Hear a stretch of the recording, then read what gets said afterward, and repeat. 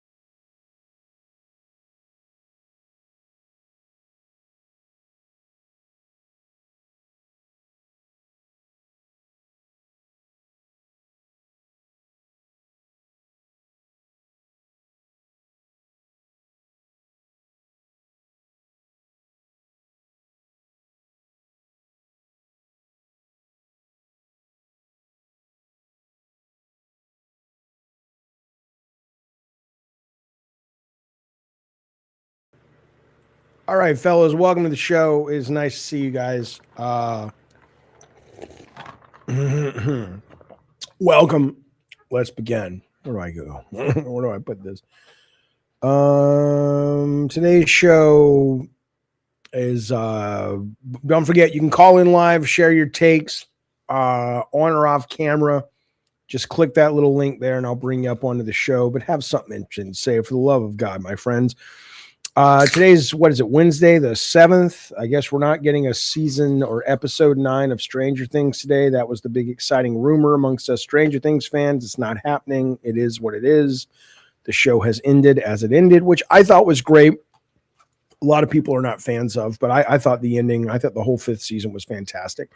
And I enjoyed it very, very much. But anyhow, regardless, it's good to see you. We got lots of fun things and terrible things to talk about. Right at the top of the show, certainly everybody's talking about what's going on in Minneapolis right now, where ICE agents shot a woman in the face and killed her, American citizen, U.S. citizen. ICE has tried to frame it as if she was trying to hit them, but it's on video for everybody to see. The only thing we don't know is if she was trying to move her car out of the way or she was trying to flee from the scene because she was scared. Regardless of what she was trying to do, she certainly wasn't aiming her car and trying to kill anyone. And these poorly trained thugs, aka ICE, who the mayor of Minneapolis has now said, get the fuck out of, literally he said, get the fuck out of our city. It's absolutely ridiculous. And again, nothing's going to happen. Probably nothing's going to change. I was thinking about this. You know how Trump sent these people into Venezuela, the troops into Venezuela, and took this guy and his wife? No, the video is not ambiguous. The video is not ambiguous. The video is very clear. Sends in these guys, takes the president of Venezuela, his wife, brings him to America to stand trial, which I'm not saying it's a bad thing. It is a bad thing the way he did it, but I'm not saying the guy was a good guy, but I don't support the way he did it, but whatever. The point is this, my friends. If you woke up today, and I want to ask you this because I think I know the answer for a lot of you, but hopefully not the majority of you. If you woke up today and you had heard the news that Trump sent in forces to California to raid the governor's mansion, Gavin Newsom, because Trump had decided he was a threat to America and pulled him out of his home, brought him to New York to stand trial or whatever, you guys would probably be okay with that. Not you guys, but like the people who are supporting ICE. And that's where we're at. That's where we're at now. We're at the point where You've got the group that says Trump can do no wrong and whatever he says is great because we're sheep and we want to be led. And you've got the other people who say that this is not acceptable. This is not American. This is not what we're supposed to be. And I don't know how many more there are of us than them. I don't know what is happening. I'm 54 years old. I've never seen the world in such a state.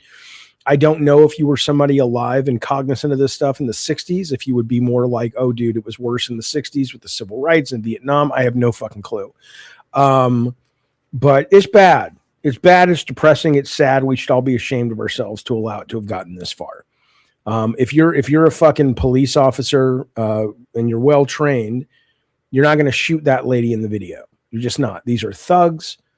They are unqualified for the most part for their jobs, and we should fucking be ashamed of ourselves that we're allowing this. But then again, you have the problem of, well, what am I supposed to do? What am I supposed to do?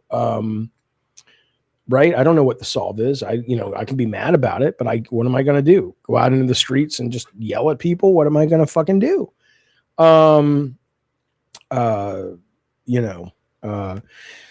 Anna G, by the way, if you want a Jaffe math skill, bunny server meme and link 6-second clip. No idea what that is. But anyway, so yeah, I did see the news, Tiny Taco. It's terrible, but I can complain all day. I mean, but I think they're a fucking joke, man. I think his whole administration's a fucking joke. And then you've got that fucking moron in her little cowboy hat, like she's some badass little cosplaying cowgirl piece of shit. And she says, what a dick. What a bunch of fucking bullies. What a bunch of fucking bullies. Just what a bunch of dicks. And we just let it happen. Or just don't look on the off chance you're a kid in high school watching this stream at some point. Don't let them lie to you. Don't let the adults lie to you. High school never ends. It just goes on and on and on. And it's the band geeks versus the jocks. It goes on and on and on. And you've got a bunch of people who just want the cool kids to acknowledge them, the kids that are popular to acknowledge them, and they will fall in line and do anything in order to be included. That's how it works. Play stupid games, win stupid prizes, says Forehead Gaming. What does that even mean? I appreciate you quoting Taylor Swift from Miss Americana, but what does that even mean? Who's playing the stupid games? They are law enforcers and someone was shut up. No, they weren't. You were a bootlicker, my friend, Tactile Therapy. He says they are law enforcers and someone was obstructing the law. What do people think this is? You can just obstruct the police with zero consequences. Death is outrageous, but repercussions are expected. First off,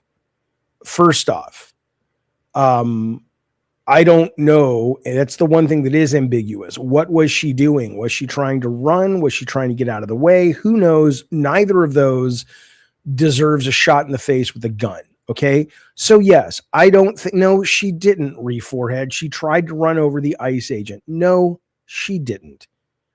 There was an ICE agent that was at her window. And as she pulled out, there was another ICE agent who was standing or who moved in front of her car. And he may have been like, oh, my life's in danger. I'll shoot her. It's like, well, don't fucking get in the way of her fucking car. And let's be even more clear about it. Ultimately, if you're a good cop, and these are not good cops, these are not well-trained cops, you know how to de-escalate. You know how to go, okay, the lady is scared. The lady is not in her right mind because she's terrified, but we are the cops. We should be well-trained enough to go, okay, I get her mindset. How do we work with this? Sorry, but these are terribly trained people, and any of you supporting them, you certainly don't deserve to be here. I would love for you to just leave at this point. Because you're too stupid to hear what I have to say and what my audience has to say. You're a bootlicker, and frankly, you're stupid. That's the goddamn truth. It's goddamn truth. And I hate to say that. Doesn't mean I don't like you as a human. I respect you as a fellow human, but you don't have critical thinking skills. You just don't. And it's bad, man. We're going to talk about video games. We're going to talk about weird shit. Don't worry about it. We're going to get off politics in a second. But what are you doing, man? Educate yourself. Oh, Refor, you're an idiot. Asmon, you know what? Fuck you, you moron. Asmongold broke down the video, clear open and shut case. Oh, now you're trolling. Now you're just fucking trolling. That guy's a moron. I'm not pulling up the Asmongold clip. I don't want to see his dumb fucking stupid face. Okay. No.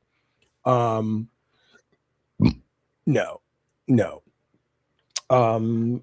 Please.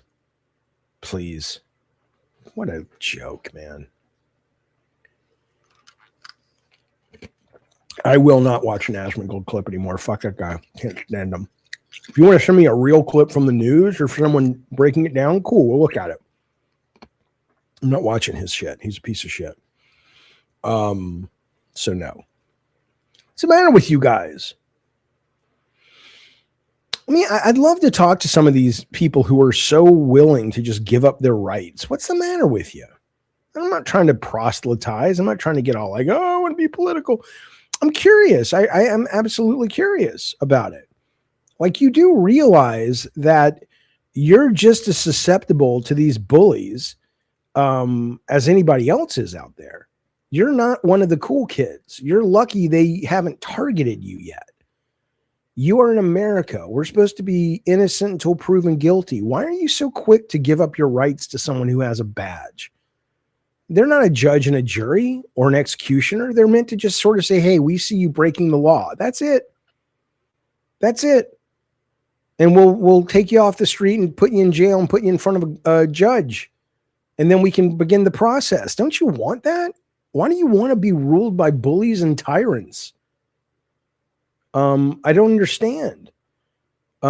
Jaffe, when a driver flees from the police, reasonable cops are trained to stop. No, they're not. No, they're not, you moron. Tactile therapy, don't fucking lie to me. I'm too smart for it. He says, Jaffe, when a driver flees from the police, reasonable cops. I like how first off, I mean, you don't even know what you're talking about. You don't use words well. The fact that you wrote reasonable cops are trained. So you're suggesting that they didn't train unreasonable cops? Like, you've lost the argument there because you're trying to put in language that's supposed to sound official and you don't even know the order of the words that they should go in.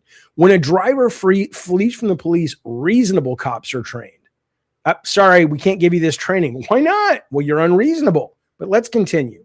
Reasonable cops are trained to stop that car at any cost. How do you reconcile good cops potentially causing a wreck that murders a scared person fleeing? If they were trained to stop a car at any cost, you would not have the 4-hour-long freeway chases we see. Because there's 30 cop cars behind the guy fleeing. They could just shoot out the fucking tires or shoot him in the head. But the danger is that it could hurt innocent people. So they don't do it. They're not trained to stop the car at any cost. They're trained to say, okay, this person is fleeing and we absolutely need to stop them from fleeing. But there is a process. These ICE agents are morons. We're not talking about cops. We're talking about guys that get $50,000 to $100,000 signing bonuses that answer to Trump, who answers to Stephen Miller. And all they care about is being fucking thugs. And these were the bullies and jocks and assholes in high school that were not nice to you. And they don't give a fuck. They just want to get out there and play cowboy or whatever the fuck they want to play. No, I don't believe. Durant, thank you for the super chat. Very generous, buddy. He says, thank you for at least acknowledging it and not ignoring it. We got you, Jaffe. I appreciate that, buddy. Oh, shut up, Reef Forehead. Now you're just trolling. He says, stop resisting and everything will be fine. That's what you have to tell your wife every night. It's terrible. That's a terrible thing to say, Tech Protect. Jesus Christ. All right. Once I realized MAGA is a troll culture, says Submachine, that every single move and word is meant to troll, it made sense. The entire playbook is to do what is opposite of reasonable for reactions. I get it. But ultimately it's causing people to die. Yeah, you know, fuck this administration, man. Who's Stephen Miller? Look him up. He's a fucking nightmare. Tactile says there are countless videos of cops causing pit maneuvers that kill small-time offenders, either remove police pursuits or accept fleeing. Most of the car chases are about making sure people are safe and they arrest them. One person was recently shot dead in the face by ICE. So far, it's reported that more than 20 people are dead in ICE custody. Oh yeah, it's terrible. Reforhead, you've gone into troll territory, and now I'm just bored. So sorry, you revealed your character way too early. We could have had a good little fun back and forth, but it's clear now that you'll just say anything to troll, and I'm not interested in that. So we're going to move on. Stephen Miller, though, if you'd like to know, is the guy who says he says the world must be governed by force. He's telling Trump that we should go into Venezuela. If we have to take Greenland by force, we should. He's a little piece of shit. And, there you go. Stephen Miller is terrifying, even if he is the mouthpiece for greater. Yeah, he's a nightmare, man. I'll show you. Hang on.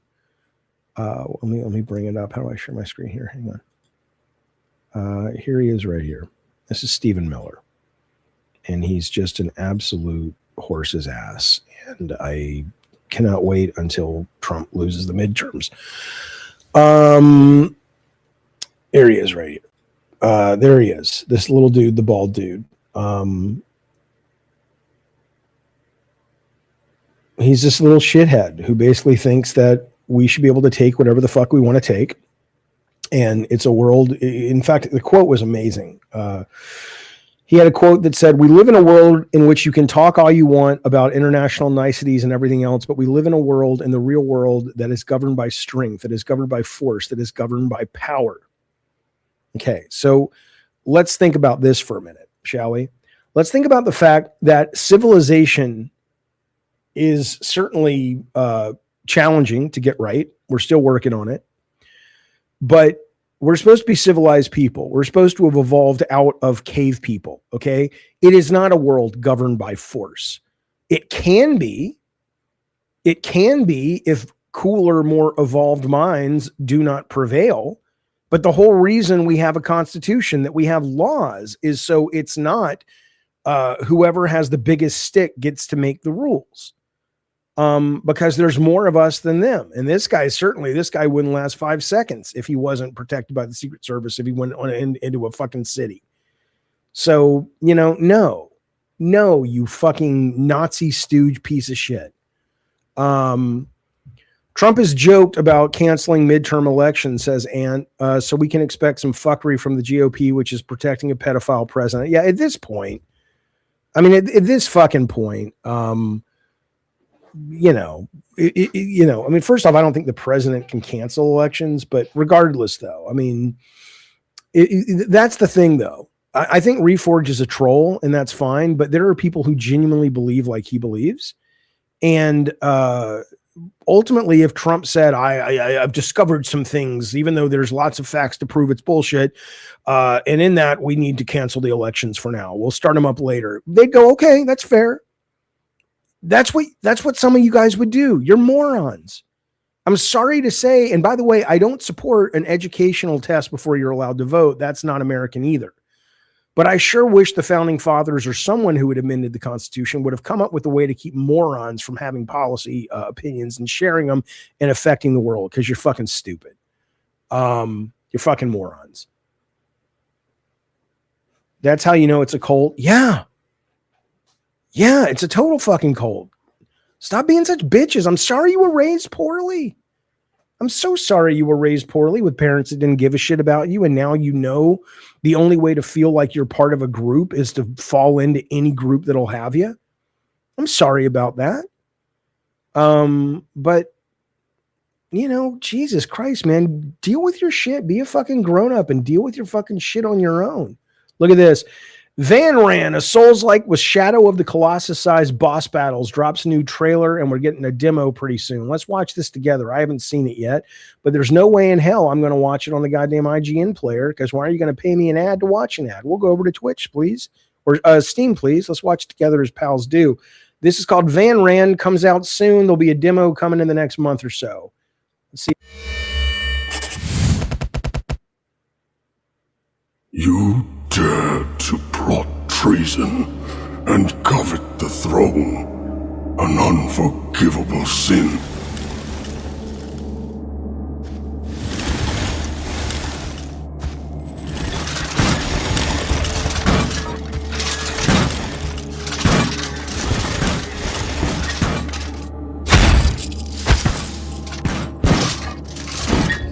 From this moment, you are erased, as though you never lived.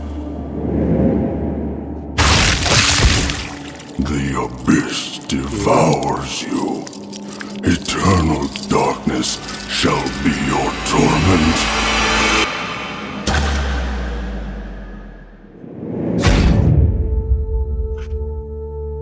There he goes, boys. Cool opening movie. What's the game? Grab my hand, and you shall live.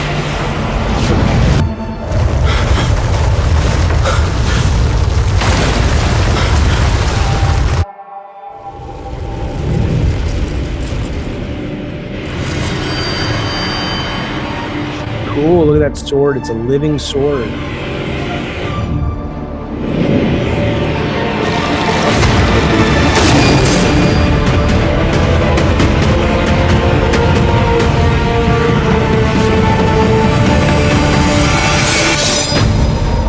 That's it? That's the, no, I want gameplay. No. Okay, what is it called? Van Ran? Okay, we're going to look it up on YouTube. Van Ran.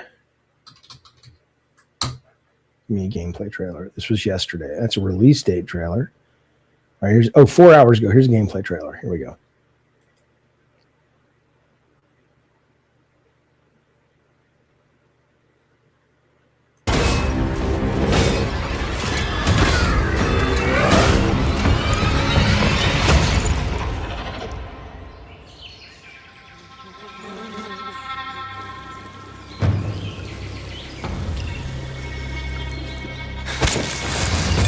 I am Caleb. Hello, Caleb. Grand Marshal of the North. Hello! I fell to the king, who used demons to rule us. Into the dark, I fall. My vengeance will spread. Show us the game. Nothing will Except stop me. pausing and deleting your game because it's boring the fuck out of me. Finish the game film. Okay, cool. You guys know what I'm thinking about doing. I'll tell you in a second, Rob. To survive, I must kill. If I become a monster, so be it. Stupidly. Their only peace is death. Yeah, it looks like a poor man's Soul King. It doesn't look bad. It just looks like nothing special. Could be great. Just got a little bit more navigation skills. Okay, all right. I'm starting to warm up to it. I like the grapple. I like the climbing. I like the big bosses. They say this is like Shadow of the Colossus with Souls. Okay.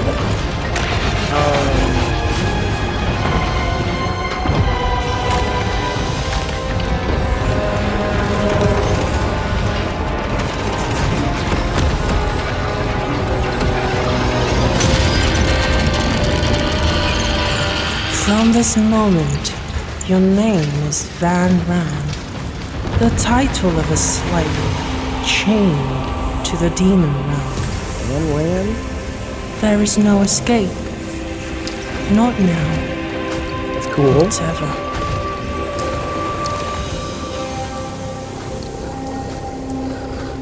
Was that movie with the guy who plays Deadpool?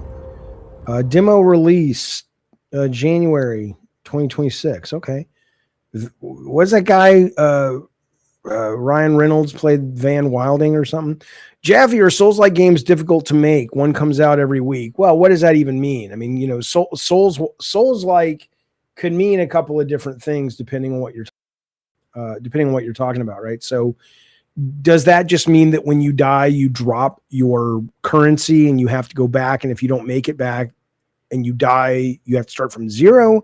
Doesn't mean it's really hard. You know, there's like 4 or 5 things it could mean. So there has not been a single game that feels like Shadow of the Colossus yet. Many have claimed it. Oh, I don't agree with you. I think a game that came out last year, what was that thing called? Was it called Forged? It was on Game Pass for a while. It might be back on Game Pass where you're climbing the fucking things. It was really cool. I mean, it doesn't feel like it in structure, but I thought that was a pretty good game. What the fuck was that thing called? It kind of came and went. Fuck, I wish I could remember. If you guys can remember the title, I played it on stream. It was pretty good. Okay. Rob was asking about Conformity Gate. Conformity Gate was a series of clues that a lot of Stranger Things fans put together that made them think there would be an episode 9 of season 5 from Stranger Things. And then today it kind of came out and they almost confirmed that's not the case. And again, I get fans are wishful thinkers on this. I'm a huge fan. But to be fair, there were some really interesting, strange things that were like, well, okay, it is a fan theory, but it's a pretty fucking good fan theory. Like it made a lot of sense. That I was like going, yeah, the Duffer Brothers aren't that reckless to do things that they did without there being a reason. So that's what it is, but it doesn't seem like it's going to happen. So if you want more Stranger Things, you know, there's a cartoon series coming out this year. There's a series of books with Nancy Wheeler. I'm reading one right now. She's one of the characters, which is pretty decent. Set between season 4 and 5, I believe, but you know, Fenris Rising. No. You're thinking of Phoenix Rising. No, the game was here. Let's see. If we go to Xbox Game Pass, January, it might have come back this year. Let's see. Star Wars Outlaws is coming, which is awesome. I actually just bought it again because I actually already beat it, but it was so good that I picked it up. But it'll be coming, and it's gotten a big Eternal Strands. That's what it's called. Thank you, buddy. It's gotten a lot of love and updates and stuff. So I do recommend checking it out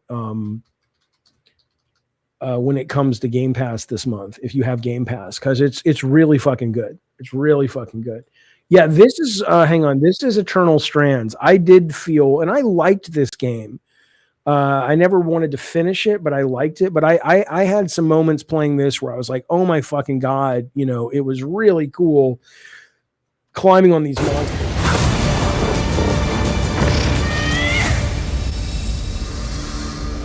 Hello, I'm Mike Laidlaw, Chief Creative Officer at Yellow Brick Games. We're not going to watch the whole thing. And welcome to the world of Eternal Strands, a new fantasy action adventure game where the world around you is your weapon.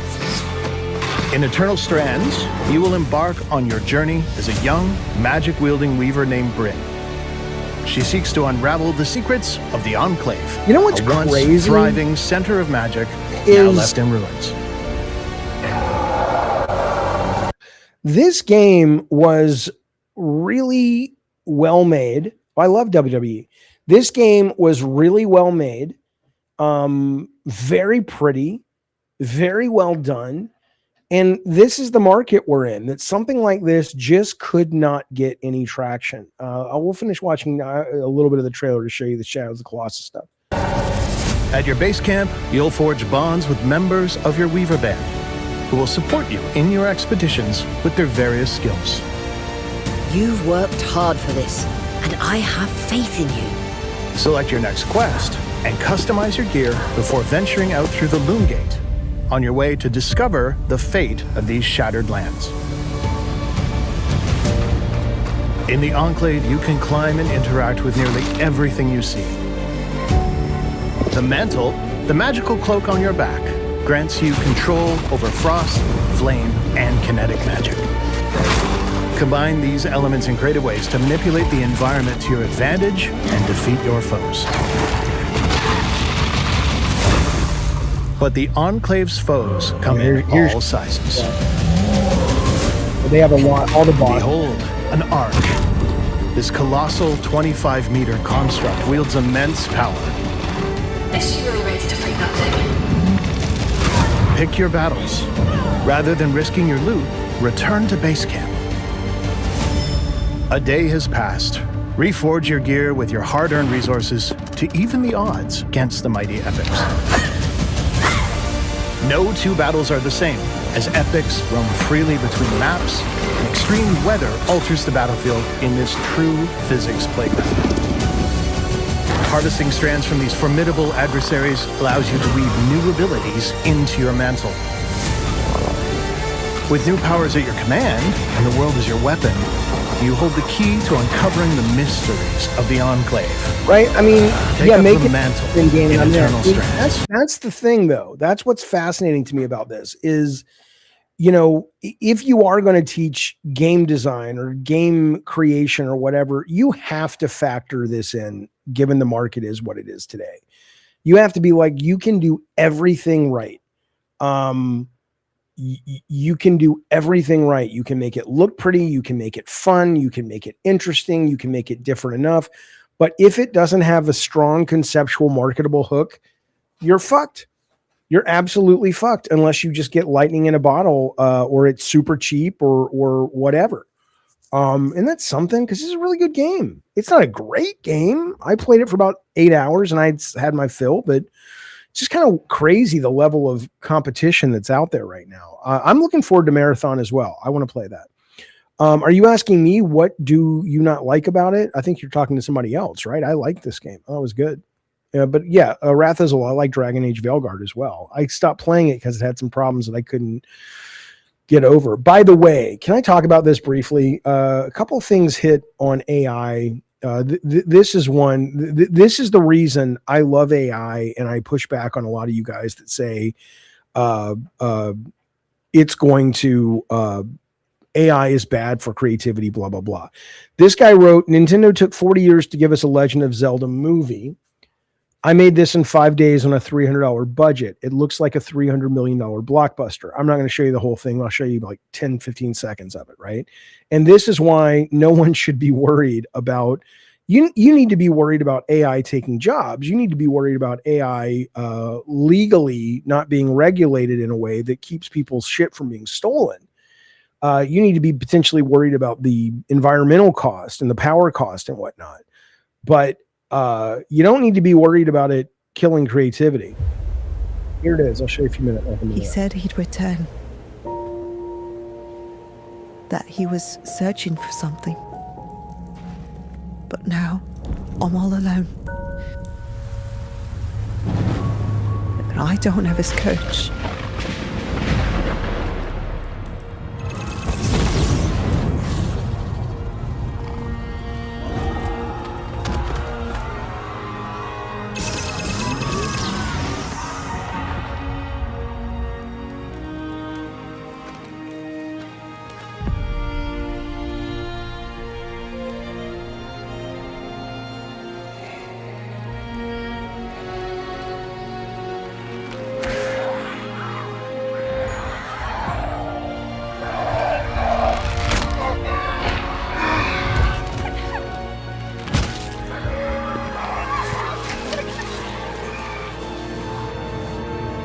Your hatred gives you strength.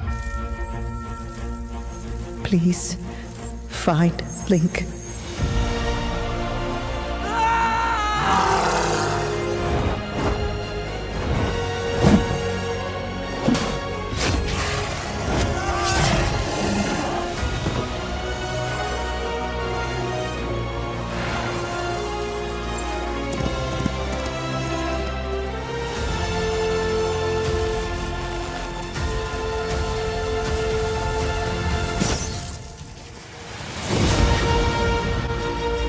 Okay, so here's the deal. Every shot's not great. There's some good shots in there, but it is built. So this exists because you love Zelda.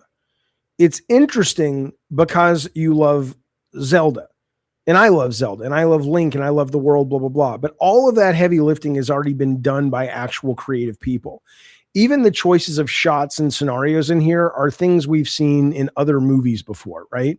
And that's the thing. This is all you need to do is look at like Dreams from Sony, and the number. I'm not saying the games were all terrible, but most of the games were just people learning the tools and then ripping off other games that were better and going, look, I made a Mario game, right? The real creative people will take this and use the tools to express themselves in a way that will be compelling and interesting. But this is just, it's nicely done. And maybe if you're trying to get an effects job or something on an AI team, sure. But if this wasn't The Legend of Zelda, I wouldn't be like, oh my God, I got to see this movie. I'm like, it's generic sword and sorcery stuff.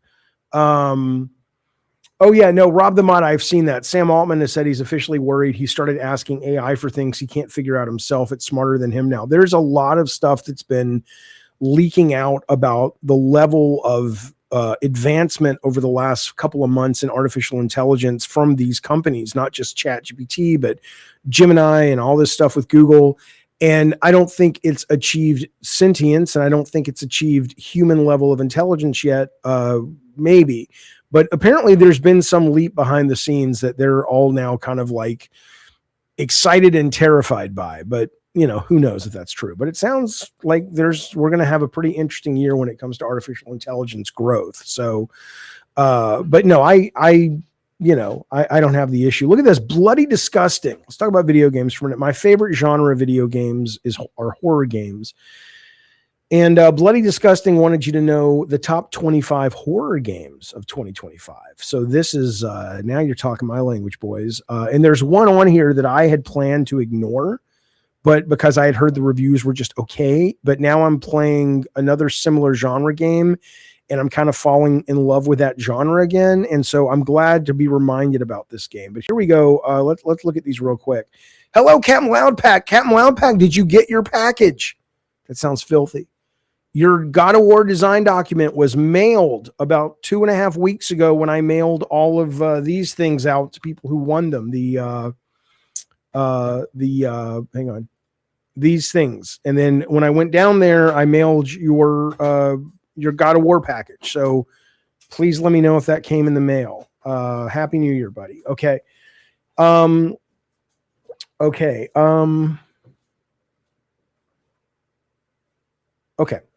Bloody Disgusting's top horror video games of last year. Let's see what we got here. I've never even heard of this, which is exciting. Did I send it to the right address? Hit me up after the show and I'll tell you where I sent it. If it didn't go to your right address, I'll send it again, but I did send it. I can show you the receipt now. Sharks and Minnows. Solo developers know the value of a good elevator pitch better than most. You goddamn right, because you got to stand out from the crowd. Speaking of standing out from the crowd, holy shit, it's Tech Protect. Hello. What's up? We're going to the dentist at 2 p.m. Just letting you know. Oh. Also, I stopped at Ace Hardware today when I went to get my check, and I got these You wall mounts stick so you can stuff hang on the the wall. pictures with these. Thank you, champion. Wow. Oh, my baby. Wait, you're going just for a checkup and stuff? Yeah, I Yeah. have like a cavity here, so I'm gonna get that. How long are you going to be there? We're leaving at like 1-ish, and it starts at 2, and usually it's like a 30-minute to Oh. 45-minute thing. There's an amazing board game store right next to the dentist. We should go IRL stream. IRL stream. Yeah. You want to? Maybe. What time is it now? When are you guys going? Like, Well, like 1:20. What time? 1:15. I'm not gonna be ready. Okay. We'll do that. It's a beautiful board game store. They have an amazing Warhammer section in the back, tons of expensive games. How are you, my champion? Okay. Love you, Yeah, baby. treats. Oh. Put treats in a little toy ball for him. Oh, hey, Sarah. Did you find that other thing at Ace Hardware? Good. Okay. Okay, so Sharks and Minnows, without the luxuries of AAA budgets, AAA headcount, AAA blah, blah, blah, the main thing that helps these plucky underdogs stand out is strong attention-grabbing hook. So here's one called Sharks and Minnows. I've never heard of it. Okay, what is it about? If you haven't played it, oh my God. You've been locked in a leisure center overnight, and in order to earn your freedom, you must dog paddle back and forth across the building's shark-infested pool. Each length that you complete is more daunting than the last, and before you know it, you'll be having to cover Olympic distances, contending with choppier and choppier waters, avoiding sea threats. Okay, I don't know what the fuck this is, but they say it's one of the best horror games of the year. So, I'll check it out in a minute. This I played the demo for. This is back on my fucking list. I've been playing this amazing point-and-click adventure game called Foolish Mortals, and it's so good. It is so fucking good. And this is another one that apparently, like, the demo was great. It's gotten great fucking reviews. I am very excited. I might be playing a lot more point-and-click games on the stream soon because this is some neat stuff. But this is called The Drifter, and it's pretty fucking cool from what I played in the demo, right? Then we've got, what is this one? I don't know what this is. I didn't care for System Shock Remake. That's not for me. That's on there, number 8. Skate Story, a lot of people are loving. Haven't played it. This is the one I was saying, By Sweet Carol. By Sweet Carol is the game that I really wanted to play, and it looked amazing. And then the reviews were not great. It's the one that looks like a Disney movie. But these guys are saying it's really fucking good. It's really, it's not the world's best game if you're a hardcore gamer, but if you love horror, like, and you come at it from that position and you're not looking for like a Bloodborne game, but you're just looking for a neat narrative experience, apparently this fits the bill, and it's pretty freaky and stuff. So I will be getting this. Maybe I'll even play this tonight on the stream if we meet a financial goal. We're getting no super chats, by the way. No memberships, no gifted, no super chats. I don't know what the hell's the matter with you. I don't know what's wrong with you. Okay, but this is By Sweet Carol, and maybe I'll play this tonight. But I'm much more interested in this now than I was. Oh, her head just rolled off her goddamn body. What's going to happen? And then there's like musical numbers too. Listen to this.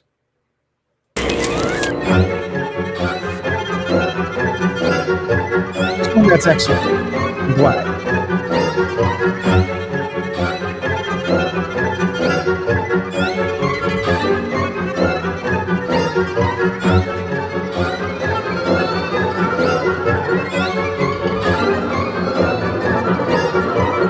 Right, it's kind of cool looking. Looks a bit like what's that game that they just remastered last year? Clock Tower.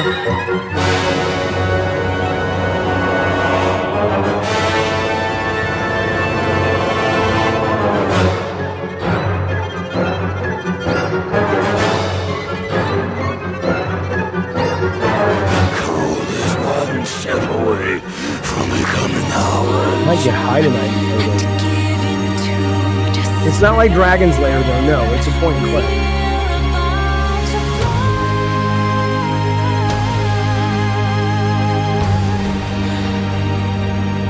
Now you can hear me. Just let us be carried by the wind. All right, so we'll be playing this probably tonight on the stream if you want to stop by, depending on if we make our donation goals. Okay. All right, so let's see what else they said. They said that was number 6. Number 5, Chronos the New Dawn. I liked Chronos the New Dawn a lot.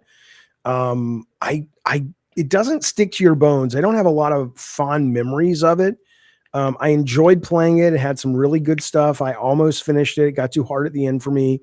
I probably will be finishing it when they put the patch out for like a simpler, easier mode when it comes to the bosses.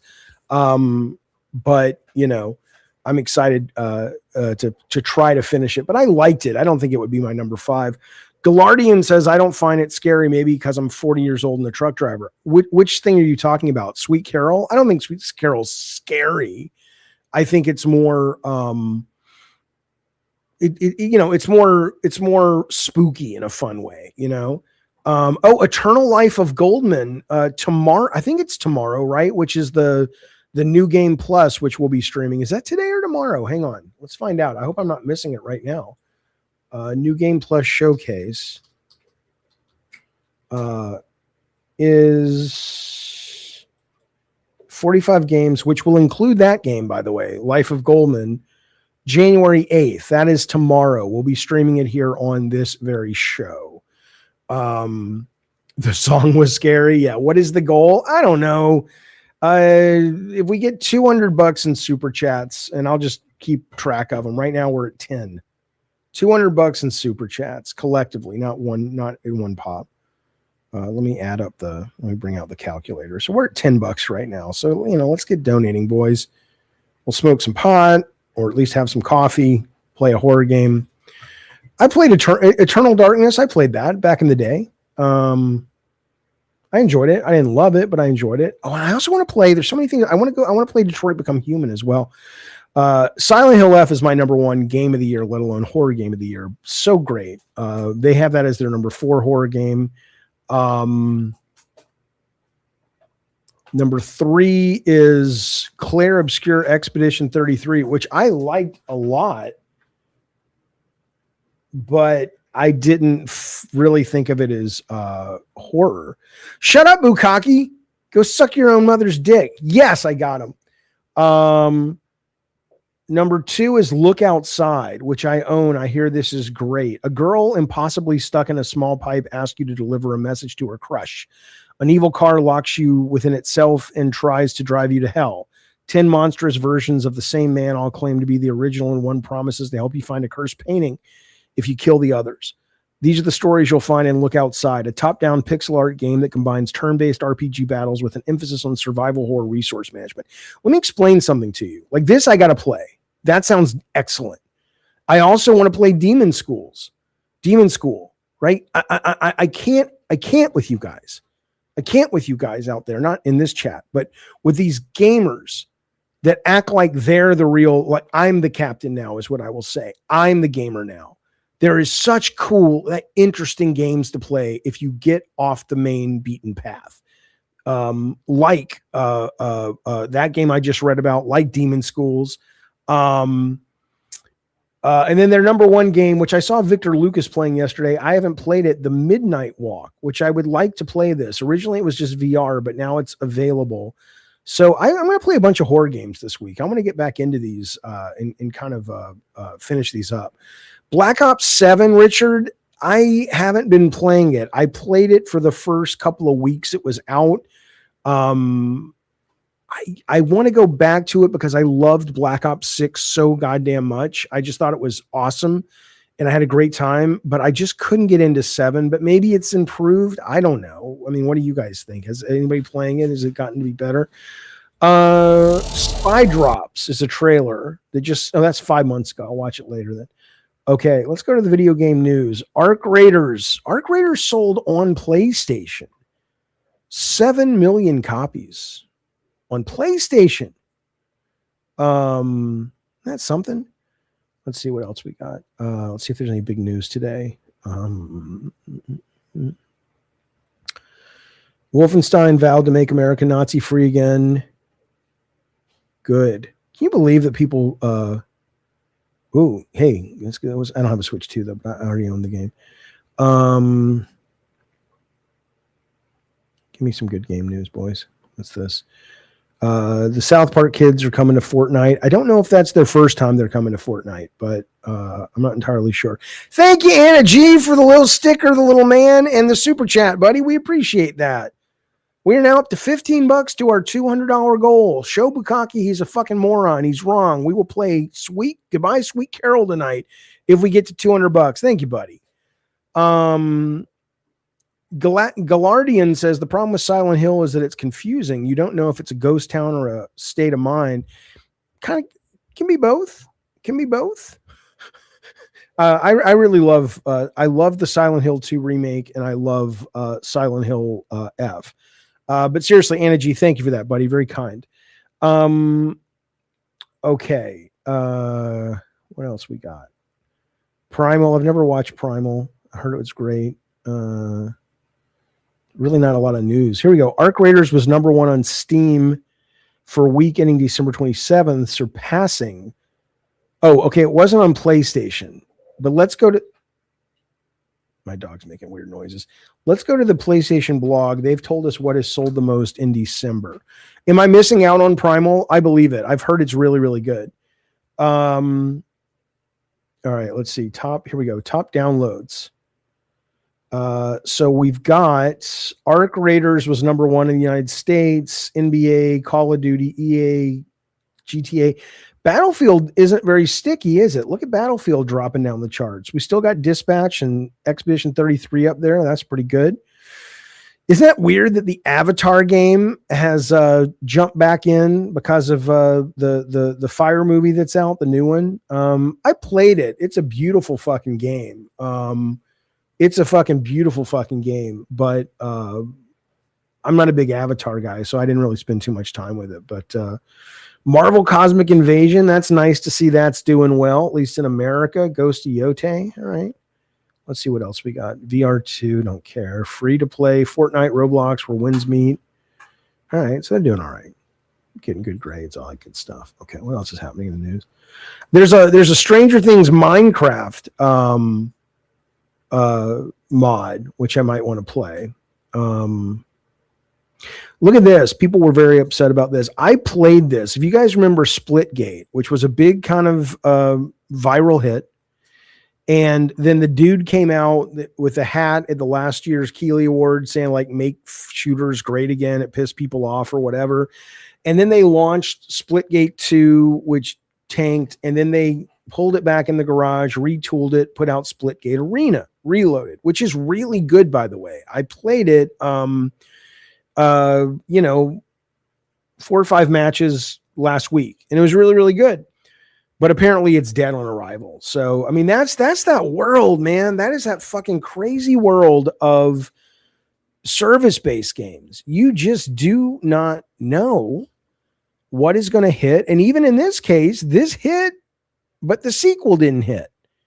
I mean, I don't know how you run a business with such a lack of awareness. And look, to Sony's credit, maybe Sony's going, look, we don't know how to crack the goddamn service-based market any more than anybody else does. But I'll tell you what, we know we can make some money off these very expensive cinematic games, and it's diminishing returns, but we at least know we can depend on a profit with these fucking things. I haven't watched the video. There's a video out right now that says, I guess things are in turmoil at Naughty Dog. I'm sure that's just hyperbole. I'm sure everything's fine, but you got to be shitting me, man. If you're the Naughty Dog guys, I've said this before. If you're the Naughty Dog guys and you're looking at the goddamn Arc Raiders going, Jesus fucking Christ, man. We were so fucking close. We could have done that with Factions, and we didn't, I don't know what Sony's thinking. Herman Hulst is terrible for Sony. I'm sorry. I don't know the man. I only know one story about him, and he came off in that story like somebody I probably wouldn't care for, but I don't know him personally. But there was a way to make Factions work. There was a way to make Factions work. You guys going? Yeah. All right. Everything all right? Yeah. It doesn't look all right. Yeah. No, Yeah. yeah. He's nervous because I got him a gift. I don't get gifts often, and I'm very concerned. Why? Because it's information I can't have until a certain day. I know what it is. It's anxiety. It's very sweet. I don't know what it is. And Yeah, it's a surprise. It's a gift. Shut the fuck up. Surprises cause me anxiety. Well, live with it, idiot. Go get a fucking security blanket like Linus from Peanuts. Drive safe, please. Will you buy Taco Bell? Where? I'm taking Sarah, and she's like, I'm hungry. Can we stop at Taco Bell? Oh, sure, but only if you come back and bring me some before you go. Well, she's got to go to the dentist, though, right? Yeah, we're going there Oh. and then the dentist. You may stop by Taco Bell on the way home? Text me, call me. But yeah, go. You have my card? Yeah. I don't agree with you, Small Dicks, that video games are the bane of modern gaming. I don't think that's true. I think there's, I think there's a lot of great service-based games. Absolutely. But anyway, this game though, yeah. So I'm just thinking if you're Naughty Dog, you must be going, man, we could have figured out a way to hire another team to keep Factions going. And we could have moved on to, Intergalactic or whatever. You know, maybe Druckmann was like, I want to make my fucking next game, and you guys promised me the big team, and they're not done. Fuck it, I'm leaving. If you, I'm making shit up. I don't know if that's true. Chaos Control says, I don't know why Sony never made Twisted into a free-to-play battle royale. They were talking about it. They had a game in development that I think was exactly that, and for whatever reason, which I still don't know, you know, they canceled it. So I couldn't tell you. I don't know why it was canceled. Jaffe's living on Mars. That'd be fun. Oh, shut up, Bukaki. God damn, man. Find some new material. Why don't you go fucking join ICE, you son of a bitch? Okay, let's see what else we got. A Piggy Rating has leaked an unannounced Life is Strange sequel. Okay. More of the Fortnite. What is this? Roguelikes are more popular than ever. Oh God, I hope not. I don't have a problem with roguelikes, lights, whatever, but I'm sick of them. Most people are probably sick of them. Oh, this is a terrible story, but I love it. It's a terrible story, but I love it. People are bitching about Ubisoft closing the recently unionized Halifax studio. It's like, but we're unionized. No one cares, you morons. You fucking morons. This is why you need to get educated. This is why the media is not your friend when they cover unionization being a big positive thing for video games. Yeah, it would be great if they had a pot to piss in. If they could say, we're not going to work, and Ubisoft is like, oh shit, if they don't work, we're fucked. Do you think they give a fuck if the QA department doesn't come in? It'll take them 2 days to outsource it to 1,000 other places they probably already own that they can turn around and get from somewhere. I mean, shut up. You got to have leverage to be a powerful union. Otherwise, you're just fucking dumb kids. So tired of these people being so goddamn easily led and easily manipulated. You need a Jimmy Hoffa of the video game unions. Yeah, he'll get killed. He'll get killed. But at least he'll get some shit done. But, unions are only as strong as their ability to walk away from the negotiating table. Short of that, it's just performative bullshit.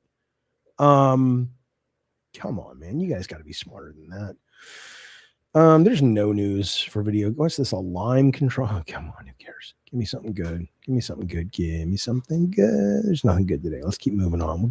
Let's get away from the news. Did you guys see this? 3D Sin is an emulator that transforms NES classics into dioramas, 3D dioramas. It sports over 100 games, offers a fresh way to enjoy the retro type. My problem is, it would take me about 10 minutes to figure it out, but you actually have to have the ROMs, right? So you have to download the emulator and then figure out where to get the NES ROMs. And then this will automatically sort of turn them 2D, 3D, basically. And it's not Monday, it's Wednesday, Carlos. God, I hope I'm right. But it is kind of neat looking though, right? Kind of a fun little project. Kind of makes me want to download it just to kind of play it and see what it looks like. Maybe I'll pick it up and stream this tonight if we actually get, donations, but come on. Anna Jaffe doesn't care. Care about what? What don't I care about? Don't say I don't care. I may not have seen it, man. I may not have seen what you're talking about. Let me know. Tell me. What is this? Oh, let's watch this. Romeo is Dead Man. I want to see this. Wait, what is happening, Anna G? What do I need to know that I'm missing? I can't just scroll through this whole fucking thing. Tell me, please. Tell me what happened. Let's watch this Romeo is Dead Man trailer. This just came out yesterday. Hey, back off. Hang on. Romeo is a dead man, sorry. Previously on Romeo is a Dead Man. Allow me to explain. It's gonna get a bit long, so bear with me now. Not that long. Romeo Stargazer, a sheriff's deputy living in a quiet little town, is the hero of our story. One evening, he finds Juliet, a woman who has lost her memory, lying in the road. Despite her super dodgy name, it's love at first sight for Romeo. They meet up at a diner every night as their love grows. Eventually, Juliet persuades him to elope with her, and Romeo decides to leave town. Convenient words like fate sway him just a little too easily. What a simple-minded boy. Nothing good is going to come out of messing with a woman you found lying in the road. Terrible. But then, on the day they were set to elope, it wasn't Juliet who showed up at Romeo's house, but a white devil. The white devil attacks Romeo, tearing him to pieces and leaving him to die. Using the hyper-technology of genius scientist slash Romeo's grandfather, Professor Benjamin, Romeo's life is saved. That's right, he becomes a dead man who lives. Romeo was reborn as Dead Man. Well, let's just start the game from here.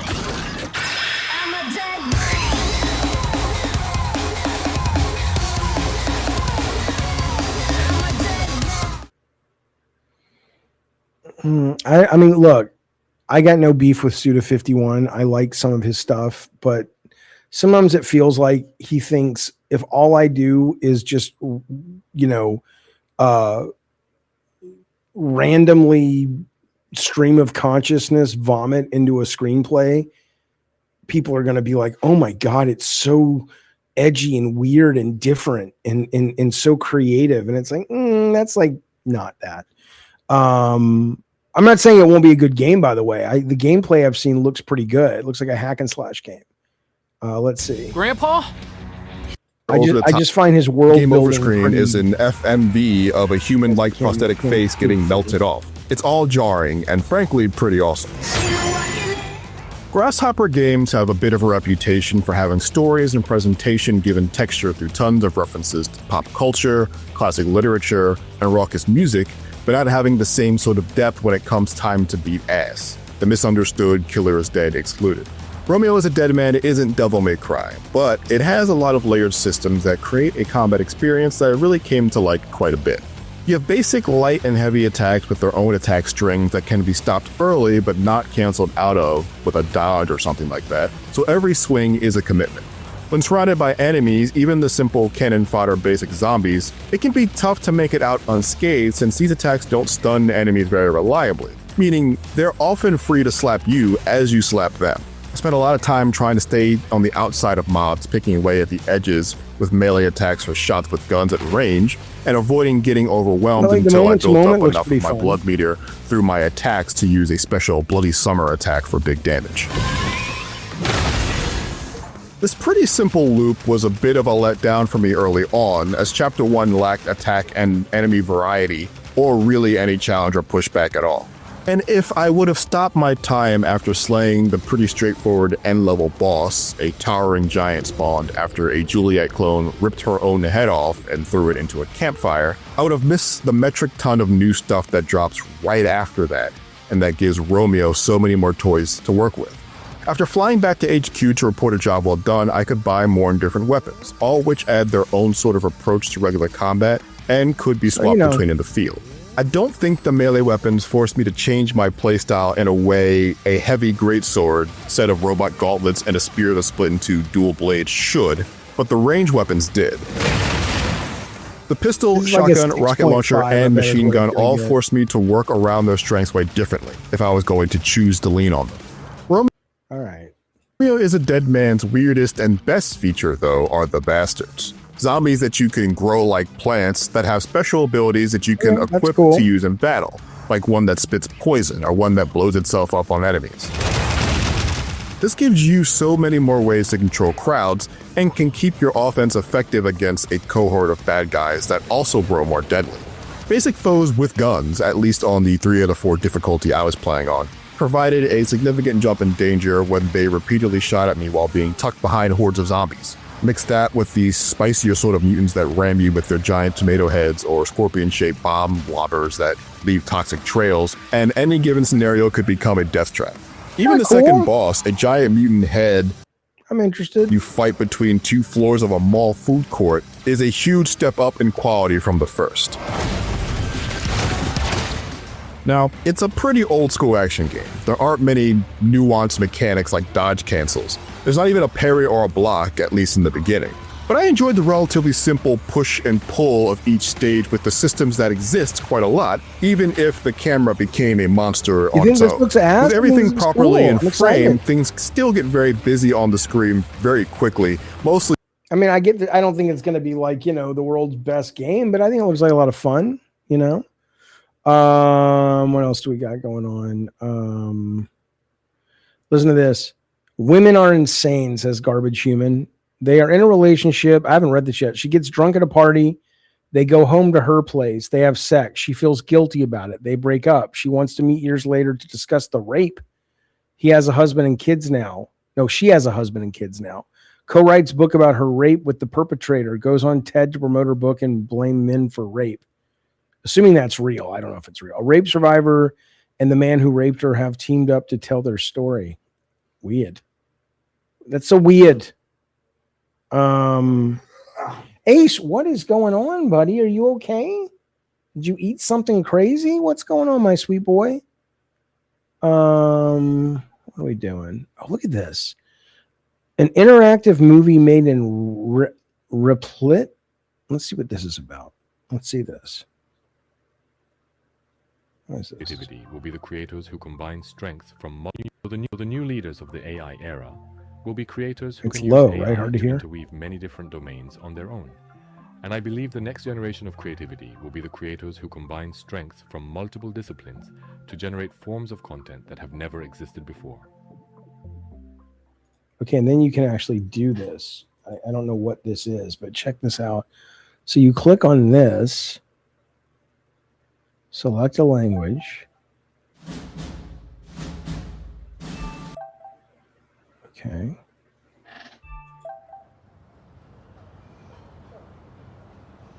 I like horror games when you're high. In 2013, I watched The Secret Life of Walter Mitty, and it struck me deeply. Walter lived inside his imagination, but never brought it to life. And the moment he began to turn those imagined scenes into action, his life began to glow. That film made me wonder, will there come a day when my imagination can also become real? Okay.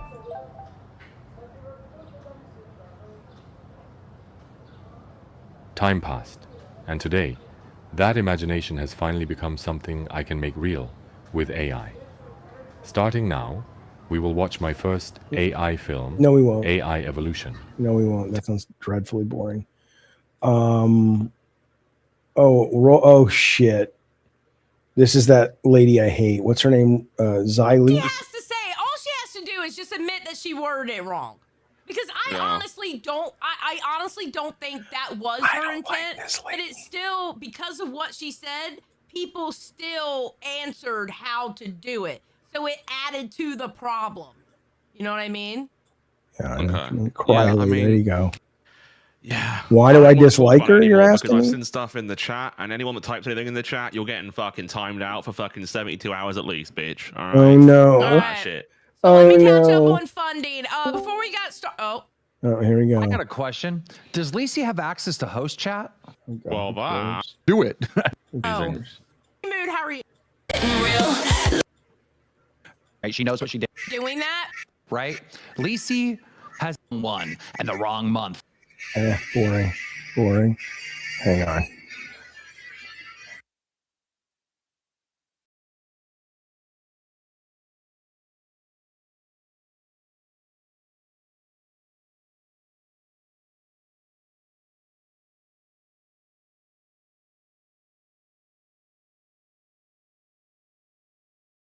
I don't think so, Crow Dunk. I don't think so. Why am I watching? Because that channel is, I think, I know why, because I made a video game with her in it.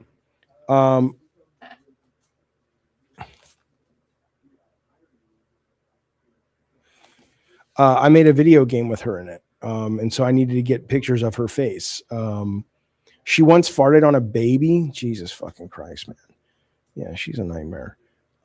Let's work on the game. Maybe we could. I don't know. I mean, it's real simple. I started it out kind of like making it like she's a witch on a broom, like Defender. And she's sucking up Andy Gibb into her vagina. It's awesome. But what's the point? What's the point in working on that game, man? What's the point? I was gonna say, hey, let's play Goodbye Sweet Carol, but yeah, no, I'll do that on my own because no money's coming in. Yeah, no money's coming in. What should we play though? What's good to play right now? I'll tell you what I'm playing right now, my dear friends. I'm getting kind of hungry too, though. Maybe I should order some. You know what I want, man? FPS Quest trailer? No. I have it. Stay. Don't go anywhere or go where. I don't know. You do what you got to do. But I gotta order food. Hang on. You know what I'm really craving is fried rice from Panda Express. Hang on. I'm gonna get some of that over here. 1 second. 1 second. And then I'll be back with you, delightful people. You're such good people. Except two of you. Okay. So fried rice, sweet and sour sauce, veggie spring rolls. That's what I want. Give me what I want.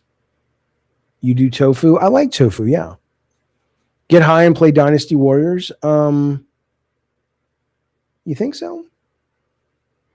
I don't know if I even have Dynasty Warriors. I'm not a big Misu guy, though. Is that what they're called? All right, hang on. I like simulator games, man. Simulator games are awesome. What's the matter with you, baby? What's the matter with you, pal? All right, it's on the way. What I really want is you to collaborate with Ed McMullen. Oh, I like him. He's a good guy. He's got a new game coming out, though. He doesn't need me. He's got Eugenics coming out. You want to play Ascension tonight? Not really, because I would have to get my I don't even have a PS3 anymore. But thank you for the offer, but no. Sorry. Nothing personal against you. I just don't really want to play that game. I'll show you what I'm playing right now, if you care. If you care at all about me. This is my Steam shit. Okay. I'm not saying we're gonna play anything. I almost picked up Jackbox 10. Because that's out now, and that's kind of cool, man. You know, because apparently that's one of the best Jackbox games in a long time, and so I'm kind of interested in that. Rocker Matt says, look up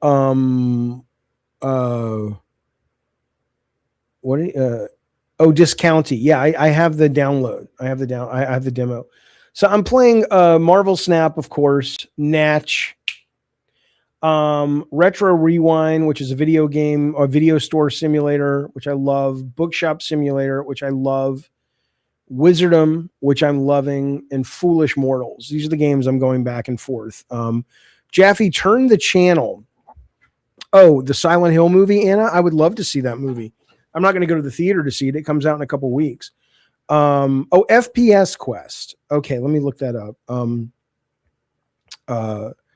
Jaffe turn. Yeah, I mean, you know, whenever I stream games like that, I love streaming games like that, but they end up never doing well. Like, you know,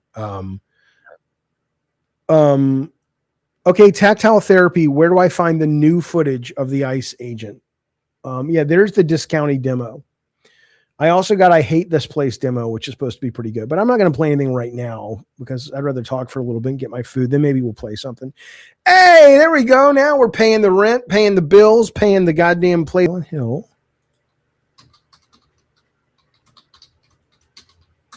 Hang on. Silent Hill. Okay, the query Return to Silent Hill, adapt Silent Hill 2 and is set for January 23rd. The new movie. Wait, I'm confused. Are you saying they're going to only release it in theaters for 1 day? Oh, it will be in cinemas, Return to Silent Hill, for 4 days only. Why only 4 days? Thank you for that, Machine XP. We appreciate it, buddy. But yes, I would very much like to see that. Why do I think Sony hasn't released Johnny Graphics, the medieval remake, on Steam? It seems like it's a win-win. Probably not. Probably because it didn't make any money. And the amount it would cost to, you know, get it, you know, rolled into Steam and test it and all that probably isn't worth it. FPS Quest, right? I will. Give me 1 second.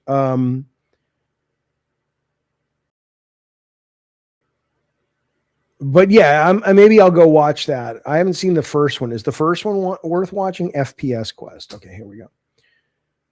FPS Quest on Steam. Let me share the screen. Entire screen. Here we go.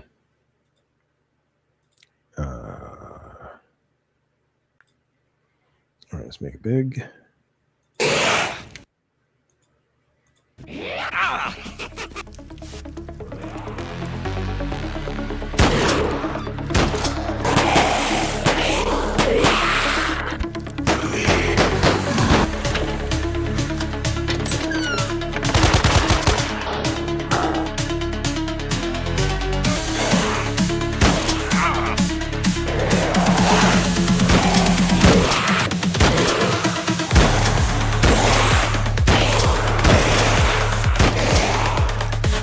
Well, what is it?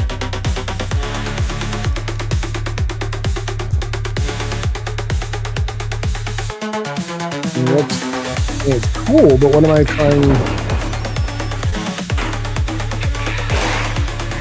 Okay, interesting.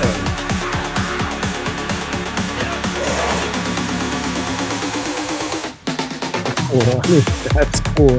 That's one way to sell a game with Buggy. That's an interesting game. How are they going to make this work? I don't know. Is this out yet? Is there a demo? It's pretty cool.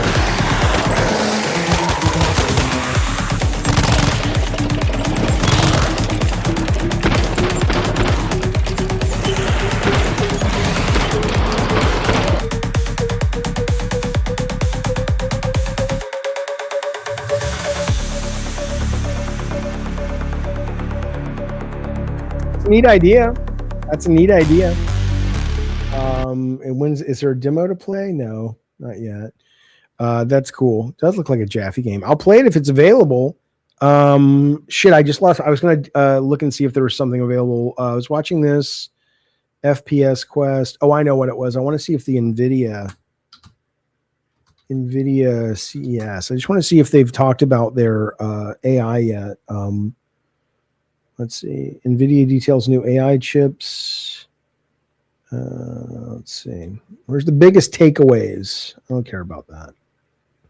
No, maybe I do. I just want to see if there's any cool new AI. Because last year they showed that demo of the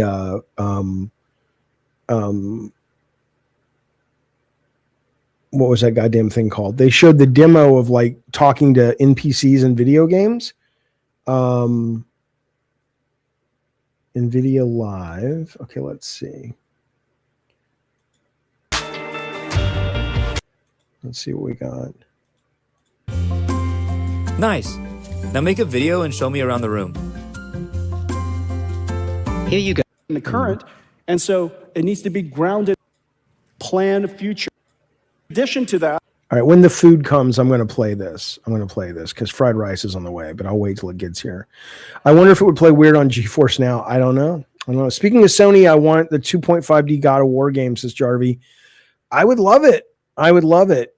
Jaffe, did you ever ask Sony to port Drawn to Death to PC? Yeah, we were in serious conversations about it, and we wanted to do it. And then it just turned out that, it bombed. And so it was like, well, what's the point?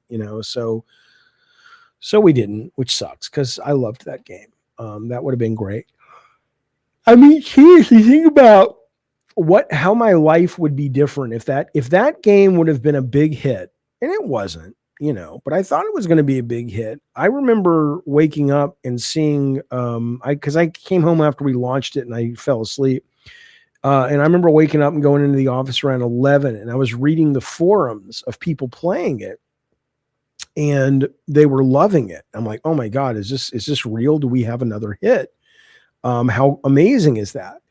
And then I was like, oh, someone's eventually going to buy our company. And, I'm going to be super, super, super Cliff Bleszinski rich. And I was thinking of these things. I'm not going to lie to you. And then it just, within the end of the day, we started to see it's like, this is not going to last. This is people, Oh, it would have done much better on PC. And it would have been done better if it had stayed free to play as well. But alas, you don't know what you don't know. You don't know what you don't know. And so, there we go. What the fuck is this? Look what IGN just put up. Hang on. You guys see this? We're edging towards the future of tech. It's so this guy's wearing VR headset. I just don't want to make eye contact. I feel sad. And this girl's tickling your leg in VR. I mean, that's weird. That's weird because I'm assuming it's not meant for your knee. I feel sad. That's weird. My hair looks teased. Am I going out? Well, you know, I might be going out tonight, you know. No, I just found my what's this called? Compressed air. Would I ever do a meet and greet with fans? I've done them before, but sure. I mean, you know, it doesn't have to be enough of them. I don't want it to just end up being, hey, there's Fred. It's like one guy coming to some restaurant, you know, but sure. Why not? I'm hungry, you guys. Where's my foodstuffs? All right, let's go to NeoGAF. What's happening over at the GAF, boys? See what they're talking about. Game discussion. Game all discussionotto. Code Violet is coming out pretty soon. They got a new launch trailer. Let's watch that. I'm excited for Code Violet. Violet. Is this from today, though? Yeah, this is today. Check this out. Oh, you can't see it, can you? Hang on. Where am I?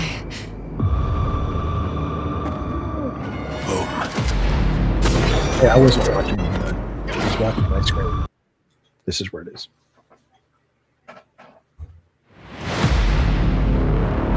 Where am I?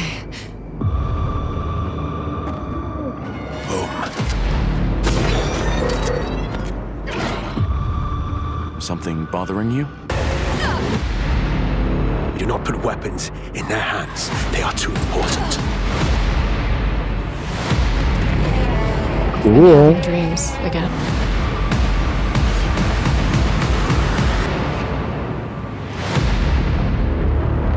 Come on now. Flash. Did you know about this? But we have to prevent humanity from going extinct. Terrible cutscenes, but I think that's probably part of the charm.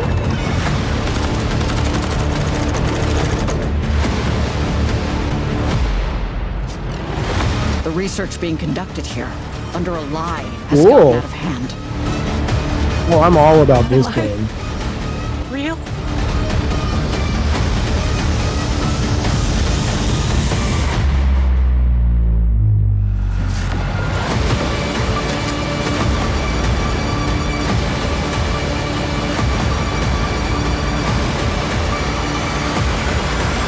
I like that it looks kind of janky and B-movie-ish too.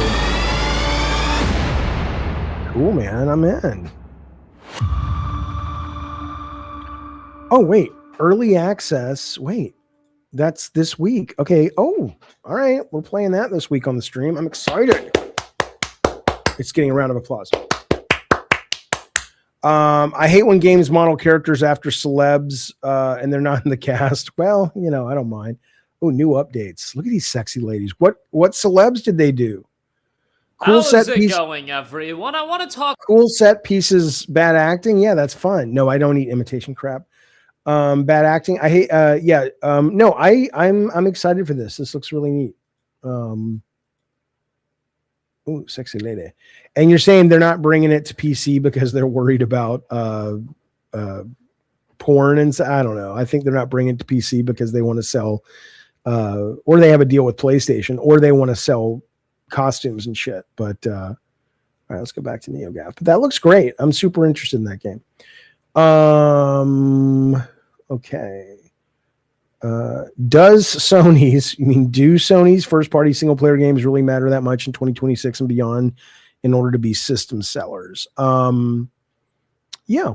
I mean, that's all they got. I don't mean that in a negative way. I mean, I don't mean that. They do bang up business with third party as well. But in terms of that is their, you know, without their exclusives, you know, why not buy a PC, right? Hey, Jaffe says, Doug, I played both Iron Meat and Neon Inferno. Both were great. Thanks for recommending. You goddamn right. You're very welcome. People need to understand when I recommend a game, it may not be your kind of game, but it's cool. And you're very, very welcome. Thank you for trusting me to give it a play. What What else do we got? Chris Dring says sales of Xbox. I don't care about the sales, man. I don't care. Why do you guys care so much about the sales? Just play some fucking games, man. There's so much cool shit out there, baby. So much shit out there, baby. What are you doing, Ames? What's going on, baby? I'm just so bored of people talking about the same shit. Let's go to IGN. Let's see. They're very mainstream. What do we got? What do we got here? Let's go to games. Kirby game. Oh God, this is terrible news. Who cares? Nobody cares. Boring. Let's go back to Drudge. That's what's happening. USA demands Venezuela sever all ties with Russia, Cuba, and Iran. Just shut up. Get Trump out of there. He's a nightmare. Get a better get somebody responsible in the office. Jesus Christ. What's wrong with your leg, buddy?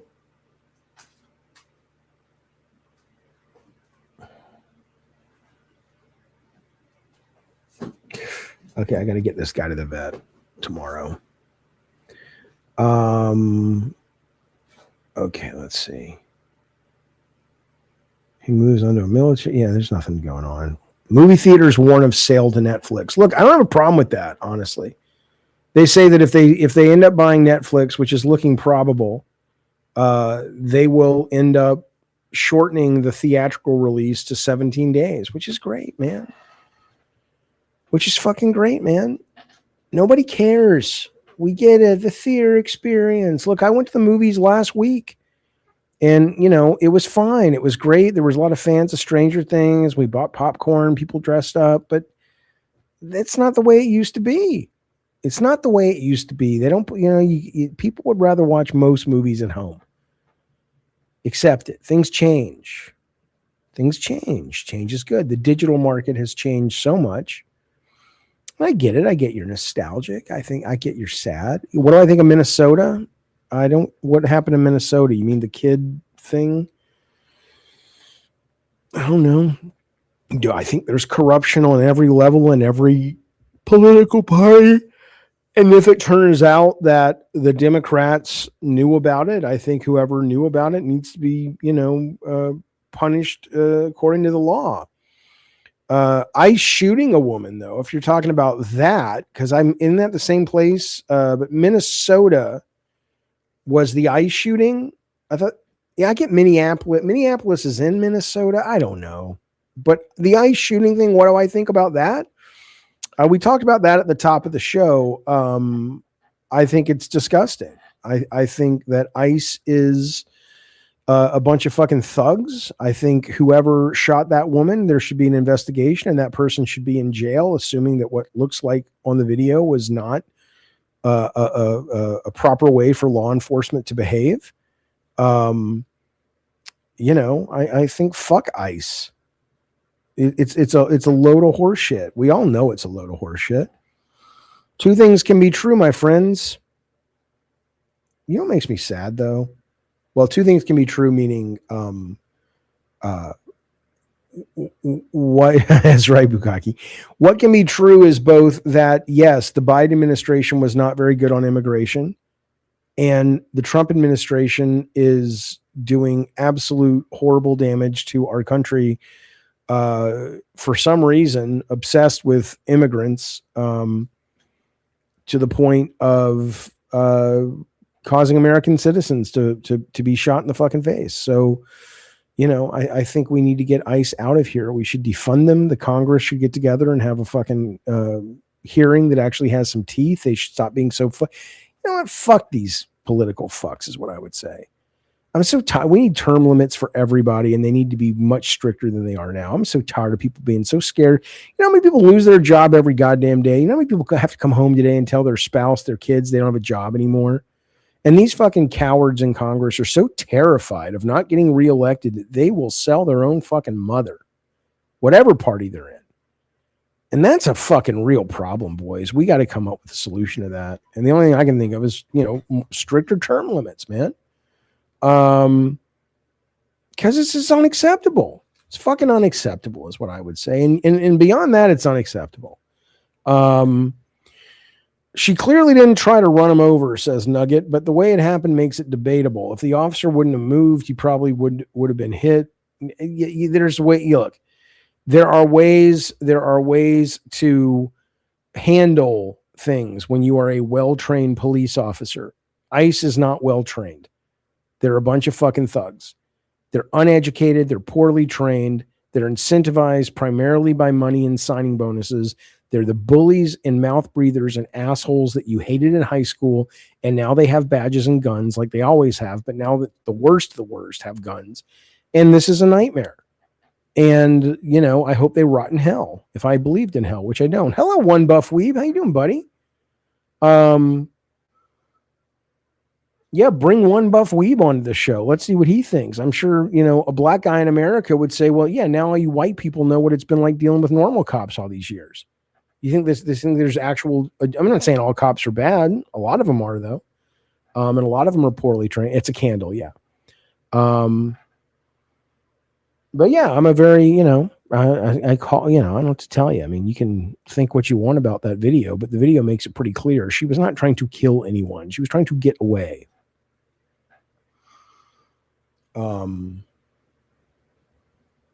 It doesn't matter. You've got people surrounding them, making tensions high. That is your job. I'm so fucking tired of that excuse. Well, the cops were afraid for their life. So that's the job. If you police other people and you have guns and you can handcuff people and throw them in cages, newsflash, you're not going to be that popular in most places when you come into a place to arrest people. And if you're not trained to accept and deal with that and de-escalate that, then you're shitty at your job. Sorry. When they were surrounded by people, they felt scared. Tough. That comes with the badge, baby. You don't want to be scared at your job, go work at the fucking library. I mean, seriously. Good God almighty. Any future for the Fallout series, Jack? I haven't watched it. I watched the first couple episodes and I appreciated it. And I loved the opening when the nukes went off in LA, but I just couldn't get into the actual show. And I saw them get out of the vault and all that stuff, but it just wasn't for me. Maybe I should go back, but are people not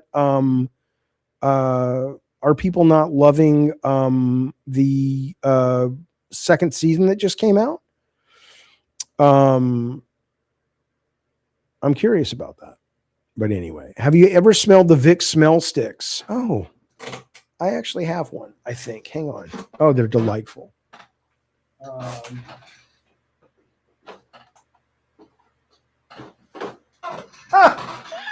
Funny you should ask. It's delightful. It's fucking delightful.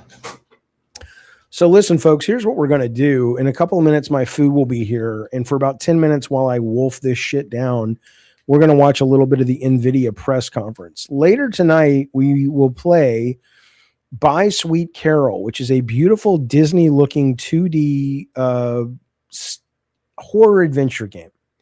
But only if we make our goal today. And we are not close to making our goal right now. We are currently $17 in to a $200 goal. Now, I don't mean to be an asshole, but I'm a little disappointed in you not giving me your money. You need to give me your money for me to like you. Think about that. What makes a lot of these streamers make a lot of money? What, you know, it is, you goddamn right, Smaug. What is it about? Oh, I love gasoline smell, Jack. Absolutely. What is it about? I'm always fascinated by that. These people make so what in the DSP? I'm just saying these people make so much money doing this. I don't know how they do it. I wish I knew. I wish I could be one of those streamers where it's just like, again, I'm not grateful for you guys. You guys are amazing. It's just, it's an intellectual exercise at this point. I'm never going to be one of those streamers. But I watch them and I'm like, are these bots? Do they use their own money to make it look like people are donating? What is happening? It just bing, bing, bing. And so forget giving me your money, which you should. But forget not forget it, but forget doing it, which is what you should do. But forget that for a moment and ask yourself, educate me for a minute. What do you think it is? Oh, interesting. So Real Boss Moss says it's bots cycling between accounts to hype real people into donating. So you can have bots donate. Like, I know you can have like fake views. I never fake views. We got our 95 people watching. And I love every goddamn, well, every one of them except 3, but I'm not telling you they are. But I would never buy bots. But you're saying the bots can actually donate money too? That's crazy. It's Roblox versus Critical Darling. Yeah, well, maybe. Yeah, I like the Darling Indies, baby. That's what I like. That's what I like. Oh, God, it smells good. Whoever turned was it whose idea was this? Assholes. Okay. I really want my food. I'm not crashing out, but I'm losing energy because I want my food. But I'll stay streaming when I get the food here, and we'll watch a little bit of the because I want to see this AI thing that NVIDIA is doing. Hidden sponsor can do that also. When you have an org and you got Marlboro sponsors, nobody will sponsor my show. That always makes me very sad. I see these people, and I'm such a loyal supporter of things like Tory Holistics, Gelato Pot, you know, this, that, and the other. I'm so loyal, and then yeah, we don't want you.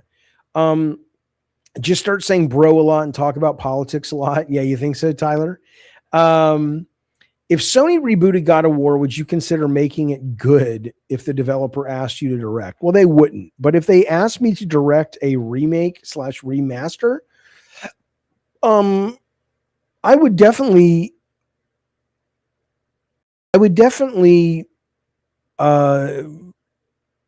seriously consider a way to be involved in that in some capacity. Yes. But I don't know if that means directing it, which again, they're never going to ask me. But if you snapped your fingers, sure.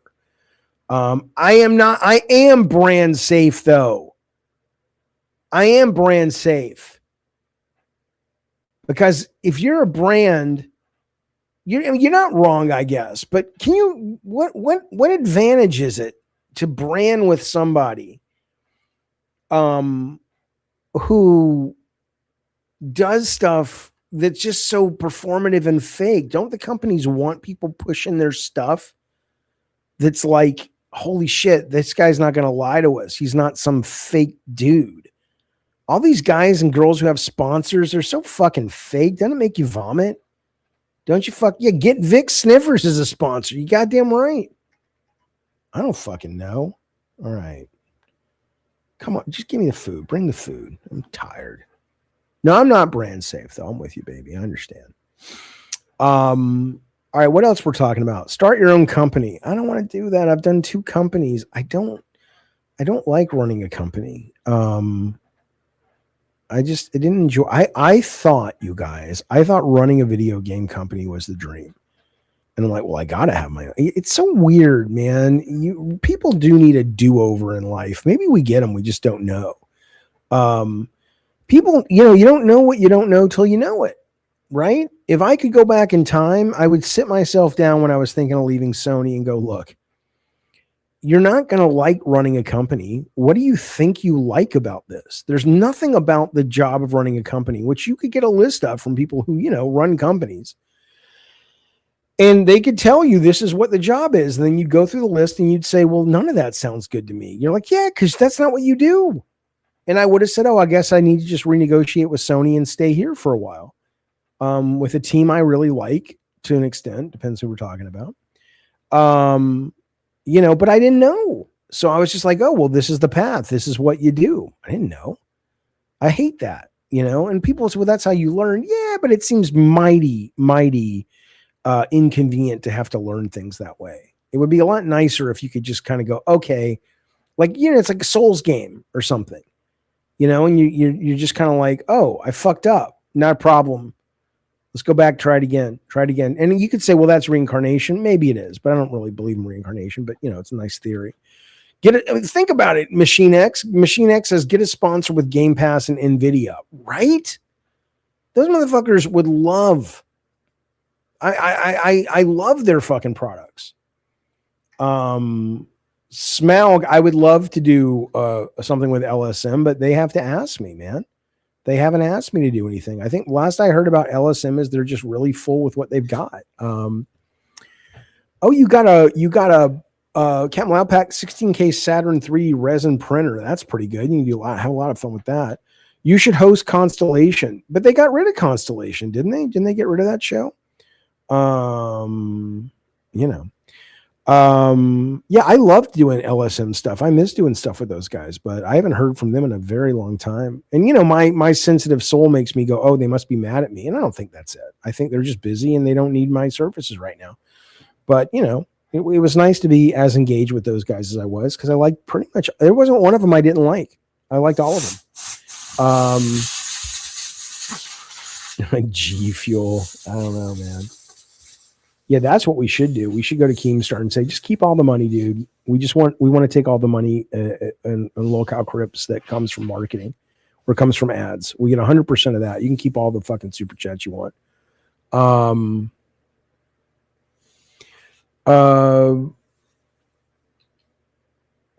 You remembering Chris Quinn, you son of a bitch.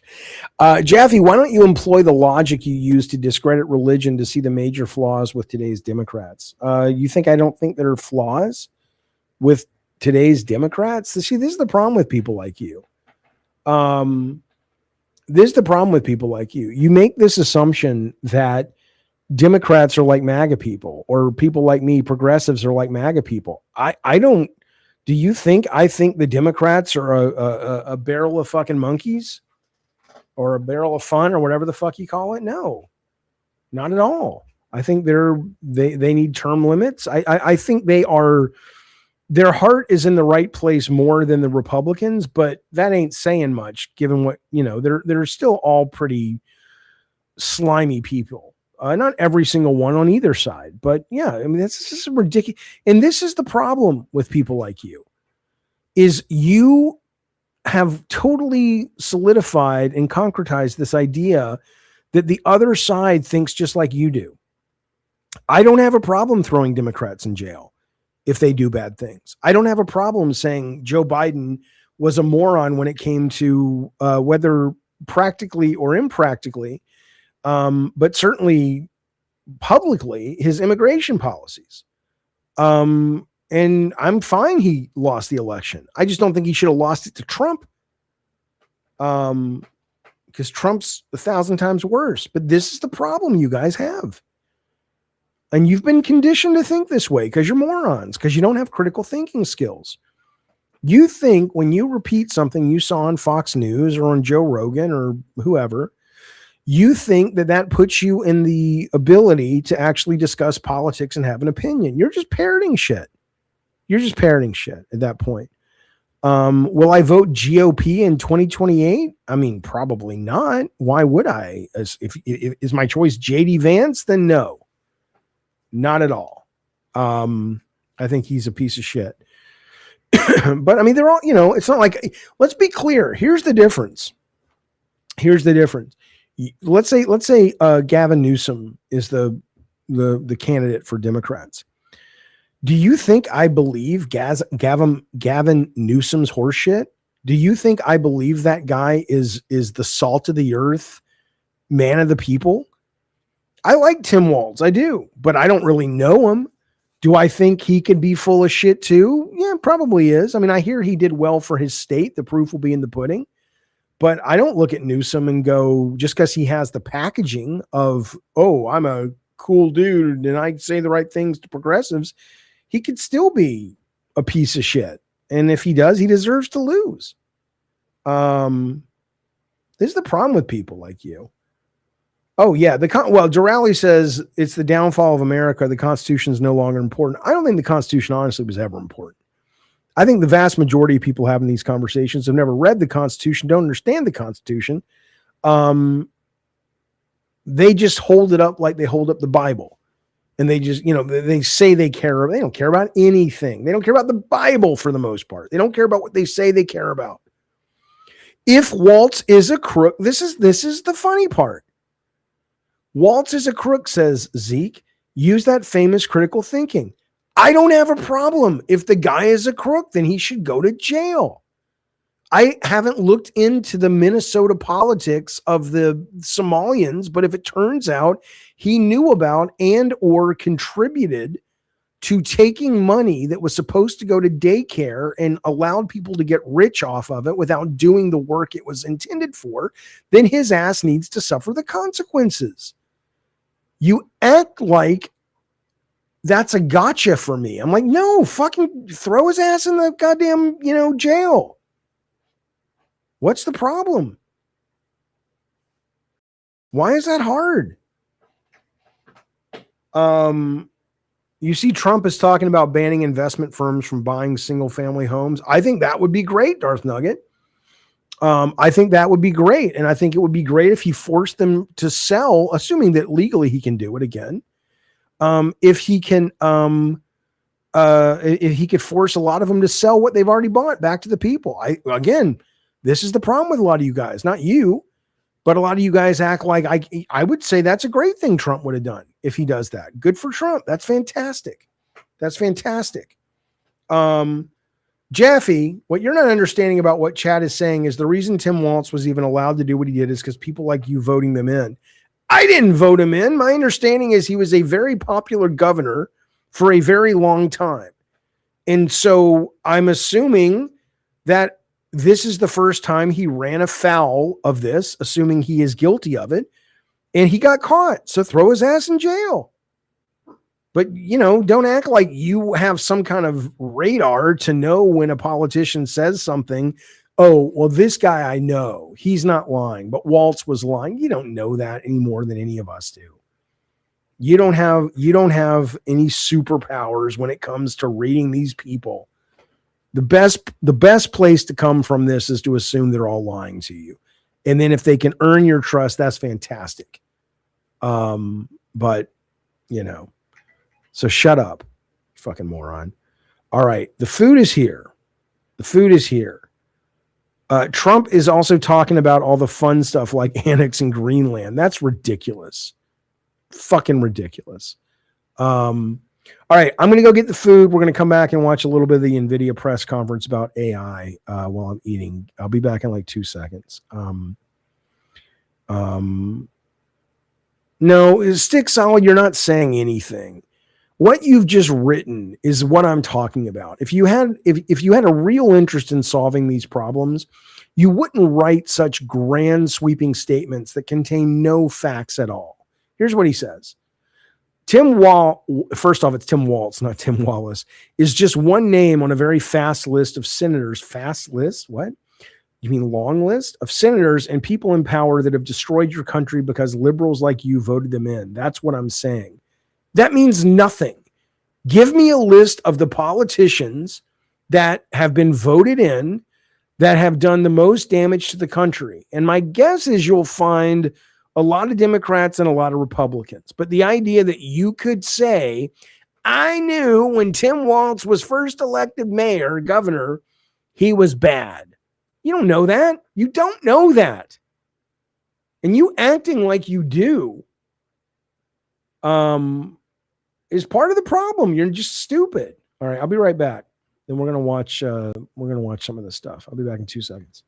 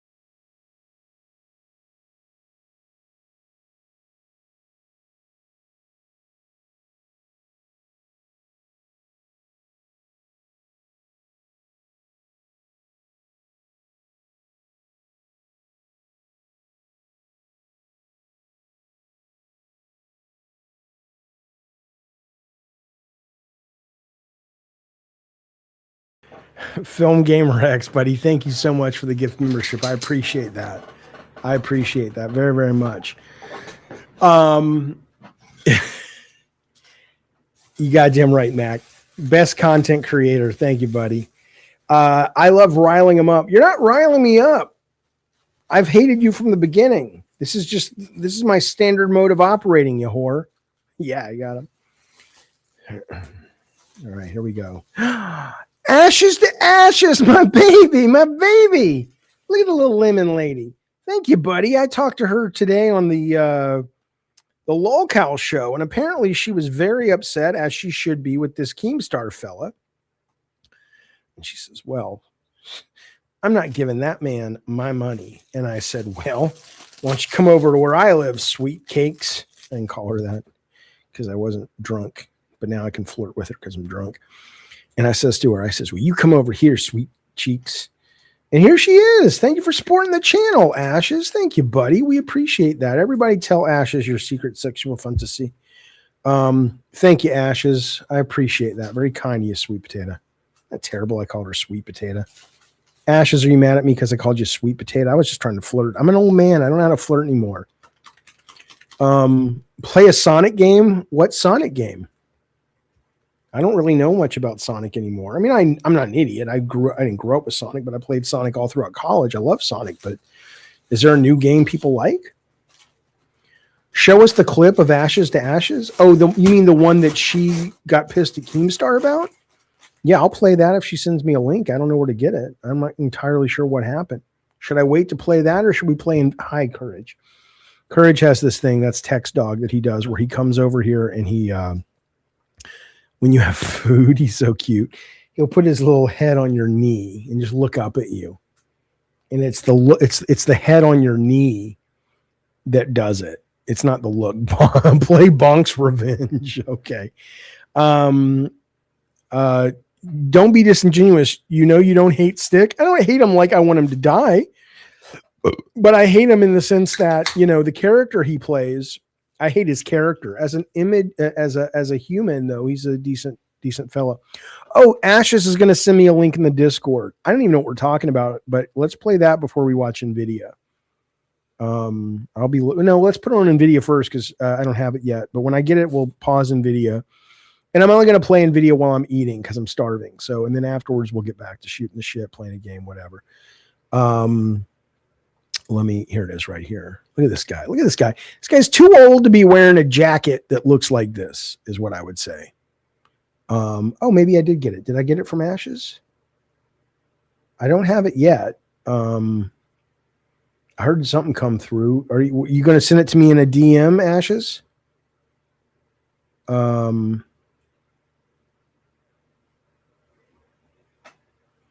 Is there a game called Glory Hole Simulator 3, Matt?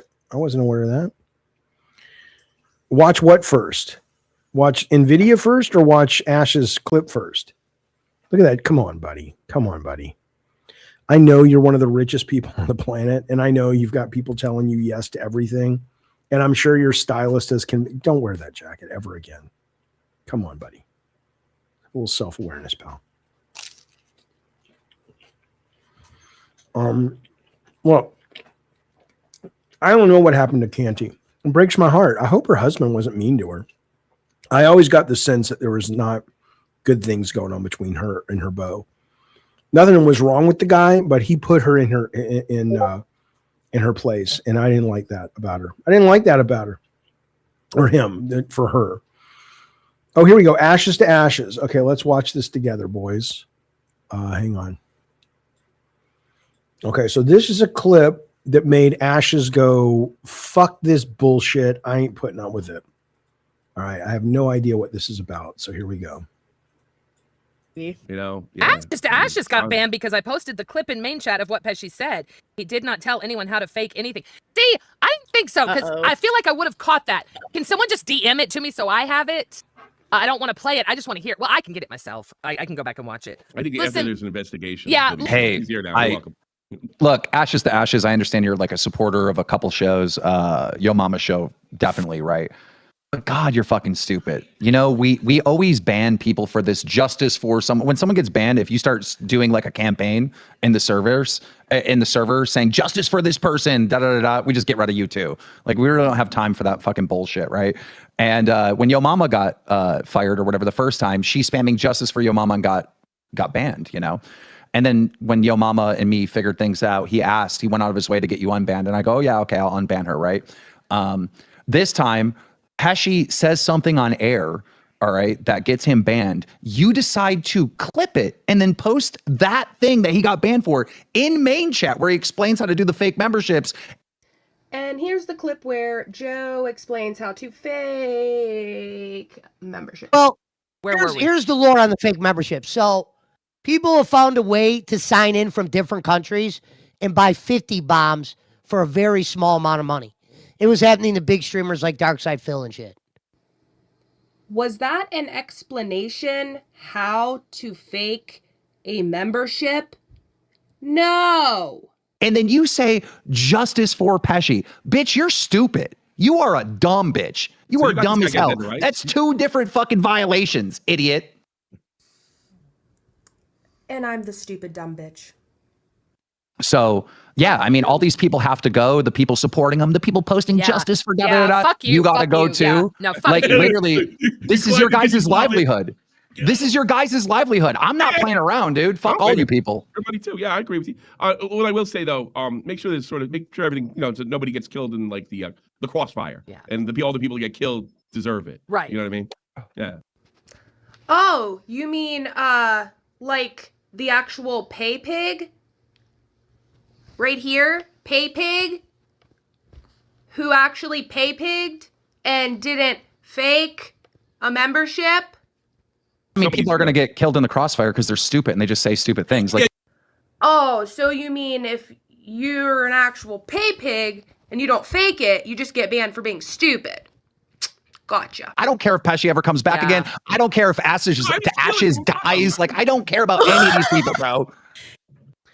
So, I just want to understand how I'm wrong or how I'm stupid, because he didn't explain or say how to do it.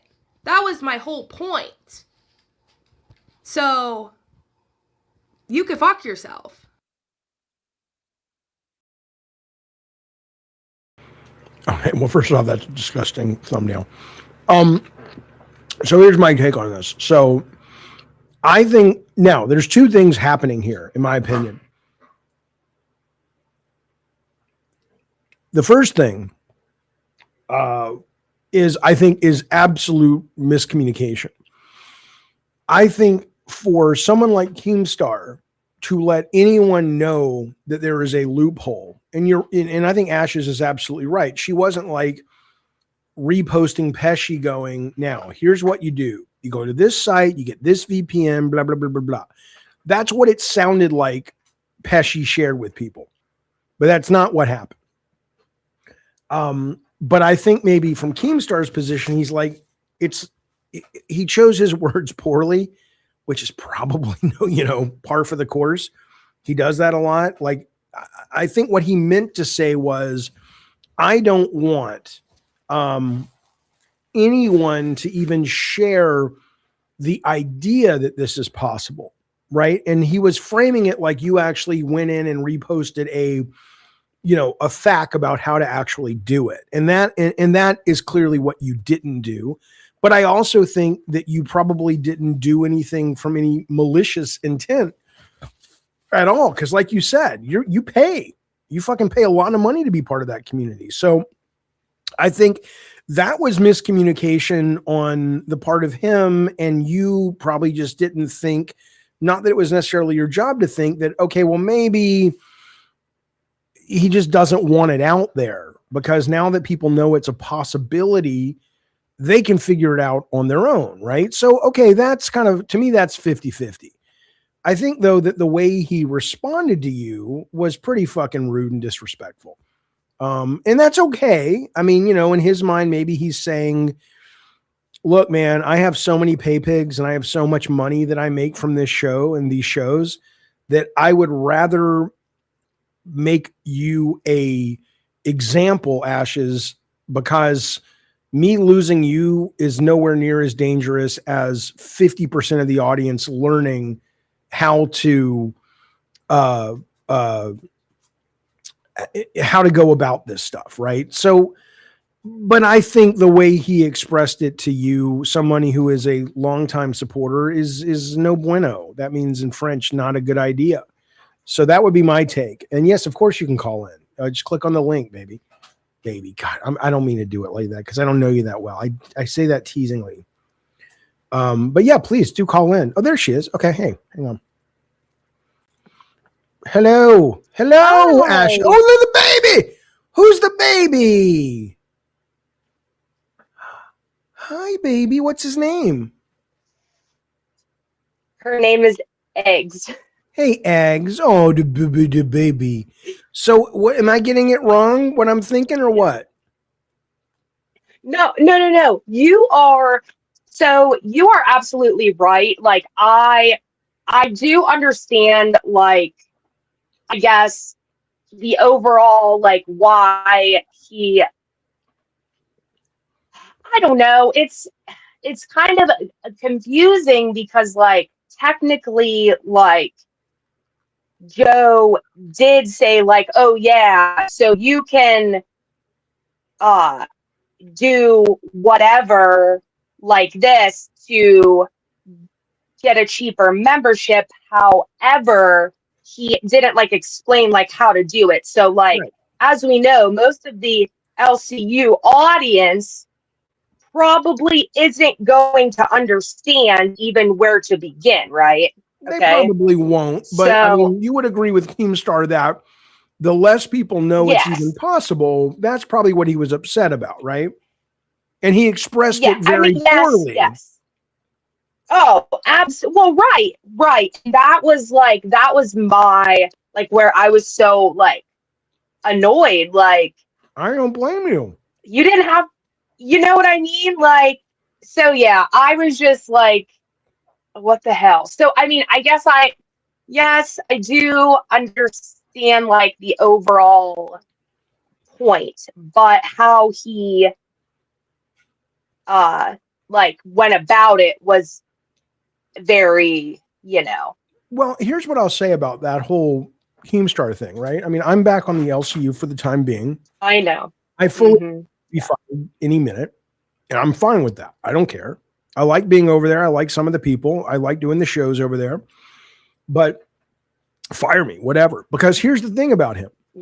There's a lot to like about Daniel Keemstar in terms of the way he runs business, but there's a lot of lack of impulse control. And I say this as a guy who suffers from ADD. So he doesn't think a lot before he does certain things. And it clearly has not served him. He's done very well financially as a business guy. So, why would he change? But I think, as much as he can justify, like, if you were out there, Ashes, banging a drum going, here's how to do it, then he would be justified to say, dude, I don't care if you've donated over the course of a year $20,000. That's nothing compared to what I will lose if you keep being able to poison my but that's clearly not what you were doing. And it would have been nice if somebody could have been like, okay, hey, could you not, here's our, because we know you support the show. We know you like the shows. We know you don't want to hurt anything. Ideally, maybe could you take that down or not say that or whatever, because here's what could happen. That's the way to handle it. It's not like you don't have people to reach out to. Right. So that's what I would say. You don't need to be doing all the customer service anyway. He's got a big business. Let somebody else handle that shit. Well, let me tell you something, Ashes. Let me tell you something. Eggs is a delight. Eggs is a goddamn delight. And if that dog, look at your baby. Oh, dude, your baby. She's my baby. I know. She's so good too. Can I tell you something? My big dog right here. I don't know how much longer. Oh no. Yeah. So I have animals, like, it's so wild how they don't live like they really don't live that long, and it's like it's so sad because like they become like your family. They are like this is like one of my children. Yeah, like this is like one of my children. I actually have another one under my feet, but I don't like both on my laps at the What same kind of time. dog is that So one? yeah. A pug. Okay, gotcha. My dog, my beautiful both Ace, pugs, yeah. is about 11, but he is a Labradane, and big dogs have problems with hip dysplasia and all this shit. And yes. Now you get into this process of like, well, we could maybe fix it, and that'll cost you $24,000. And then you could fix the other leg, because if he starts depending on the healthy leg while you're fixing that, he's going to get a problem with that leg. And that's now you're up to 50K, and maybe you get another 7 months of, and it's just like, there's a point where you have to say this probably doesn't make sense anymore. And what a heartbreaking thing to ask a human to put up with. Like, this is my baby. Yeah. I know. I don't know if he understands English. He's lying right here. He may be hearing this and going, "Oh my fucking God, man. I love you so I know, much, right? man. Like, I love you, buddy." I know. My oldest, whenever I had to put down my older pug like years ago, it was like the hardest thing ever, because it was like my first like animal, like he was my everything, and it was like the hardest thing. And he's actually right here. I got him cremated, and he's right beside me. I have that too. I have cats over there and a dog cremated. Yeah. I'm gonna smoke them. I'm gonna smoke them soon.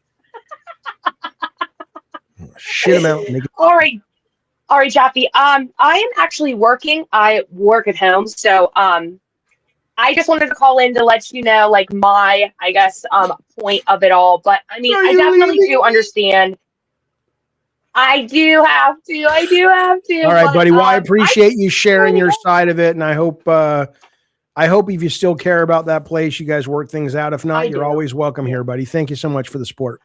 All right. We'll see you Thanks. later. Bye, buddy. There they go. There goes Ashes to Ashes off into the evening. All right. I don't know. I kind of understand. I understand her point. I don't think Keem's response to that was a very kind thing to do. And I understand his point as well, but I would have said that could have been handled better. But what are you going to do? All right, let's move forward. But hey, listen, I mean, that's why a lot of people leave. That's why Anna left. That's why Canty left over there. She's like, I'm not putting up with that shit. I donate money over there. And they treat me like that shit. Fuck that shit. I think the problem is it's very easy. It's very easy to fall into a myopic sense that everybody who watches the LCU is the same type of demographic. And it's easy to believe that there are a lot of people watching that are just fucking morons, and they're sniffing glue, and they're just kind of like people in Idiocracy. And then when you have people who are like Canty, very successful businesswoman, you've got Ashes to Ashes. Clearly, she's got her wits about her. She seems like a very healthy, normal, functioning adult. They step up and they say, yeah, go fuck yourself. I wouldn't put up with McDonald's treating me this way, let alone a tiny little company like you. Go eat your fucking dick, motherfucker. I get it. KP Projections or K Project. I don't know. Hey, he says, check out Memories in Orbit. Is that a game? All right, let's look at that before we watch in video. What the fuck's Memories in Orbit? Hang on. I had fried rice. And you didn't. Megan Kelly's gonna fuck me. I used to think she was beautiful. She's beautiful. But she's a fucking moron.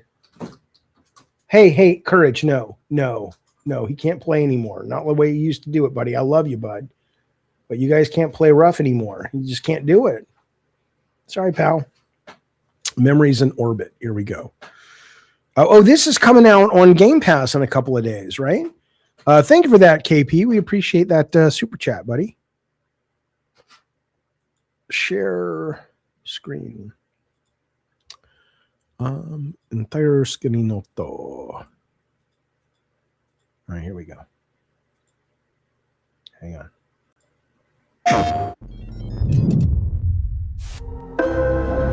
You awaken. You, the memory they could not erase. You tread long forgotten paths. Echoes remain, the linger of faded voices. Walls remember what you lost and what lies ahead. In the dark, engines breathe. In the shadows, they watch. Some will aid, some will hunt. And each time you return, this world remembers. Fragments of your past, stitched back together. Every step forward, a memory awakens. And each of those memories is what shapes you.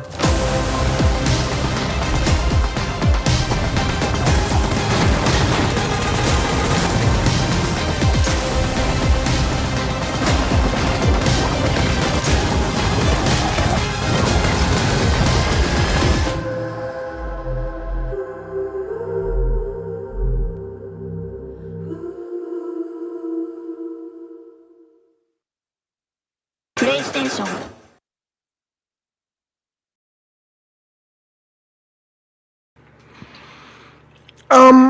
Okay, you know, I'm not a fan just because I'm sick of rogue games, and it looks like another kind of Silk Song Metroidvania thing. So if I hear it's really good, excuse me, and not super difficult, I'll give it a try. Since it's on Game Pass, but I'm sure there are people who will love it because it looks like a really well-made game in that genre, but probably not for me. But thank you for sharing it. Now, I do appreciate that. Now, let's watch NVIDIA while I eat the fortune cookie. The next super chat, this fortune will apply to. So, I'm just saying, if you want a nice fortune from the nice people at Panda Express, the next super chat, any amount. Okay, let's see what NVIDIA's got to say about the AI. There he is with his dumb jacket. How you run the software, how you develop the software fundamentally changed. The entire 5-layer stack of the computer industry is being reinvented. Don't care. As applications were applications understand the context and generate every single pixel, every single token completely from scratch every single time. Computing has been fundamentally reshaped as a result of accelerated computing, as a result of artificial intelligence. Every single layer of that 5-layer cake is now being reinvented. Well, what that means is some $10 trillion or so of the last decade of computing is now being modernized to this. Oh, it's not a roguelike? That's good. What that means is hundreds of billions of dollars, a couple of $100 billion in VC funding each year is going into modernize and inventing this new world. And what it means is $100 trillion of industry, several percent of which is R&D budget, is shifting over to artificial intelligence. Imagine being a gator swimming happily in a river. Money coming from? That's where the money's coming from. Ugly jacket. Huh? The modernization of AI to AI, the shifting of R&D budgets from classical methods to now artificial intelligence methods. Enormous amounts of investments coming into this industry, which explains why we're so busy. And this last year was no difference. This last year was incredible. This last year, there's a slide coming. This is what happens when you don't practice. 2025 was an incredible year. It seemed like everything was happening all at the same time, and in fact, it probably was. The first thing, of course, is scaling laws. In 2015, the first language model that I thought was really going to make a difference made a huge difference. It was called BERT. 2017, Transformers came. Hey, Bert.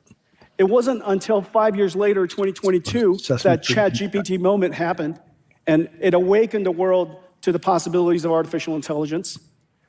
Something very important happened a year after that. the first O1 model from ChatGPT, the first reasoning model, completely revolutionary. Invented this idea called test time scaling, which is very common sense. Oh, come on, you geek. Let's go. Not only do we pre-train a model to learn, we post-train it with our reinforcement learning. Hang on. We got Ashes to Ashes says, thank you for having me, Jaffe. Much love. Right back at you, champion. I appreciate you coming on and talking to us. You get the fortune, Ashes. To reach distant places, you must take the first step. Ah!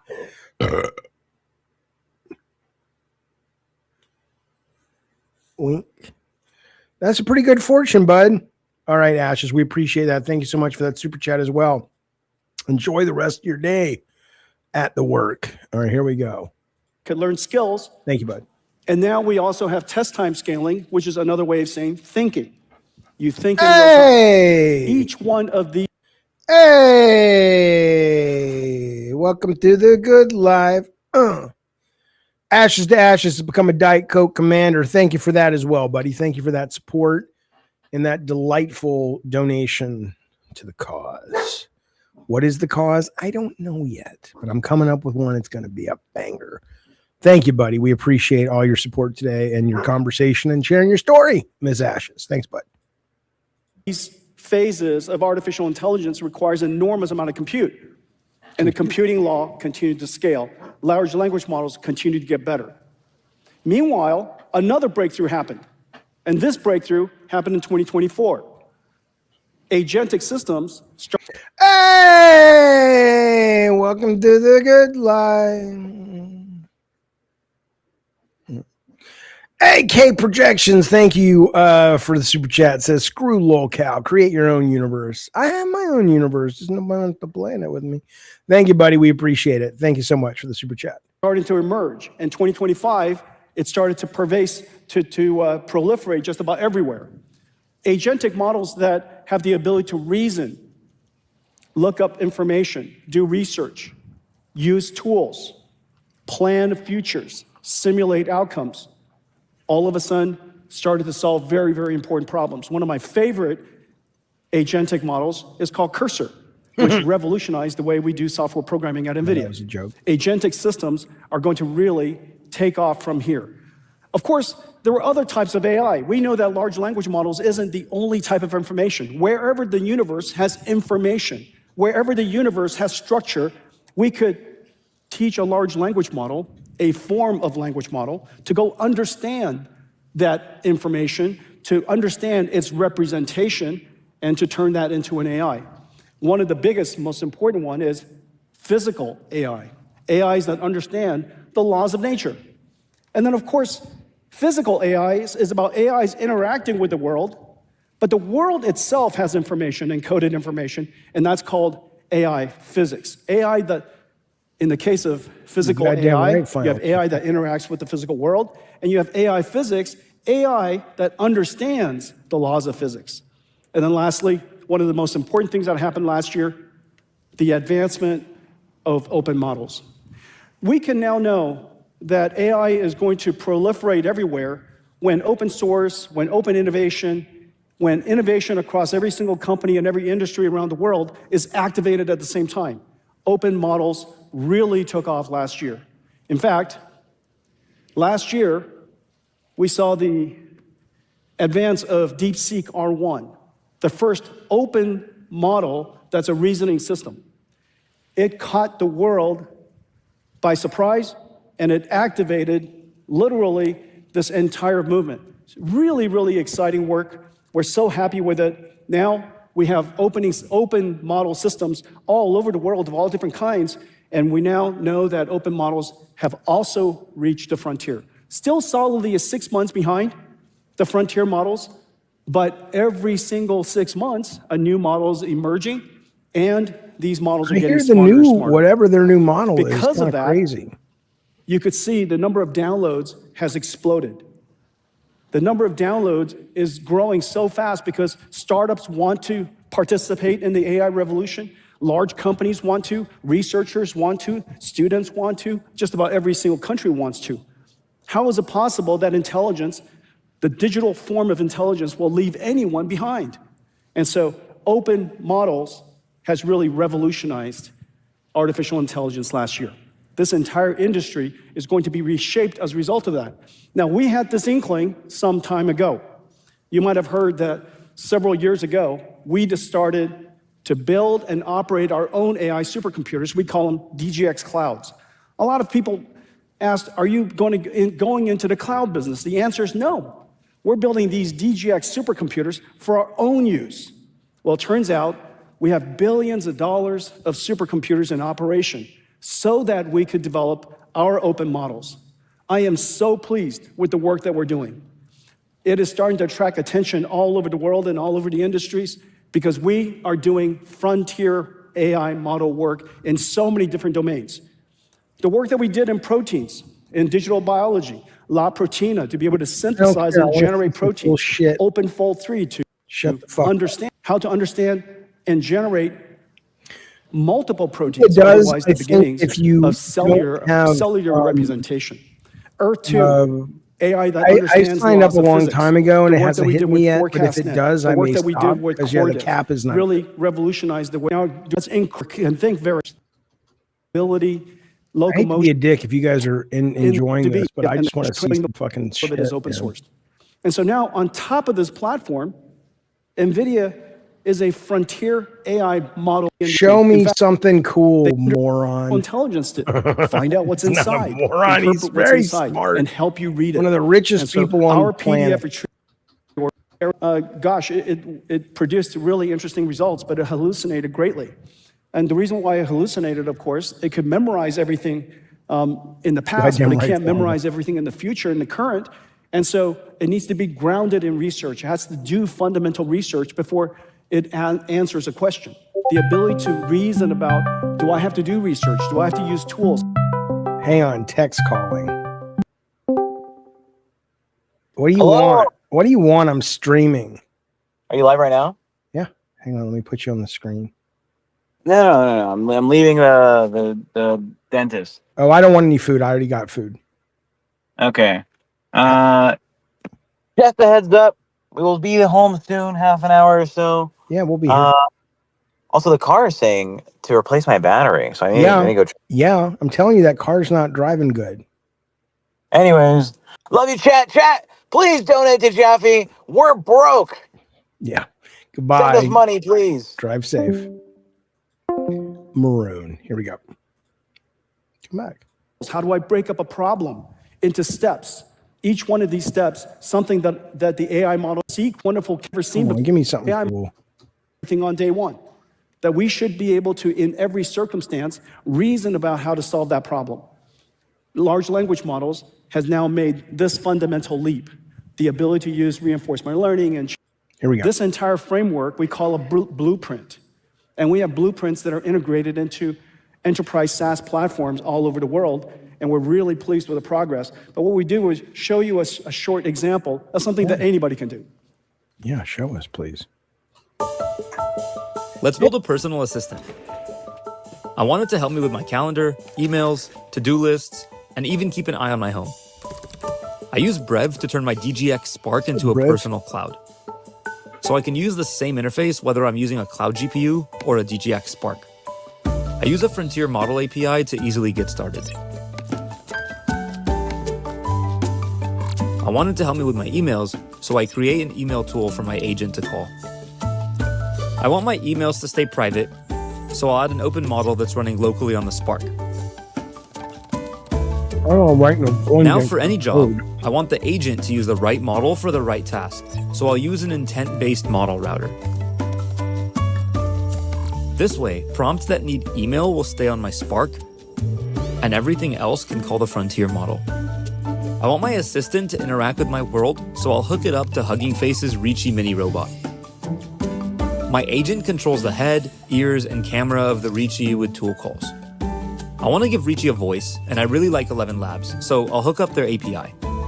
Hi, I'm Reachy, running on DGX Spark. Hey Reachy, what's on my to-do list today? Your to-do list today. Grab groceries, eggs, milk, butter, and send Jensen the new script. Okay, let's send Jensen that update. Tell him we'll have it for him by the end of the day. Will do. Ricci, there's a sketch too. Can you turn it into an architectural rendering? Sure.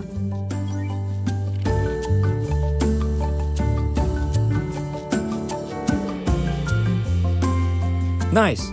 Now make a video and show me around the room. Here you go. I don't know who it's for. That's great. The to-do list is revolutionary. With Brev, I can share access to my Spark and Ricci, so I'm going to share it with Anna. Okay, Anna's hot. I'm going to bend her over that. Hey, anyway, Ricci, the point is what's she's Potato up to? He's on the couch. I remember you don't like this. I'll tell him to get off. Potato, off the couch.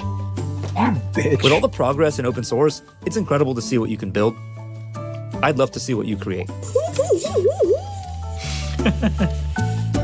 Isn't that incredible? No, not really. Now, the amazing thing is, that is utterly trivial now. That is utterly trivial now. I'm glad And you made a yet, video about it then. just a couple of years ago, all of that would have been impossible. Absolutely unimaginable. Well, this basic framework, this basic way of building applications, using language models that are pre-trained. Wait a minute. And they're proprietary. Wait a minute. He's married, I assume, to that woman, and she's out at the bar, but he's at home, and he knows his wife doesn't like the dog on the couch, and it took the robot to tell the goddamn dog to get off the couch. Somebody's sleeping on the goddamn couch tonight. It ain't gonna be the goddamn dog. Asshole. Their frontier, combine it with customized language models into a agentic framework, a reasoning framework that allows you to access tools and files and maybe even connect to other agents. This is basically the architecture of AI applications or applications in the modern age. And the ability for us to create these applications are incredibly fast. And notice, if you give it this application information that it's never seen before, or in a structure that is not represented exactly as you thought, it can still reason through it and make its best effort to reason through the. Okay, so then with some of the world is being for service and platform. The Real smart people watching me watch this are like, this guy's brilliant. All of that, you don't know what you're talking about. You take something that is. Oh, shut up. Every word more useless than the last, says Chris Farley. Let's go. The response of its actions is really important to simulate. Otherwise, there's no way to evaluate it. It's different every time. And so this basic system simulator is hardly enough for an AI to learn from.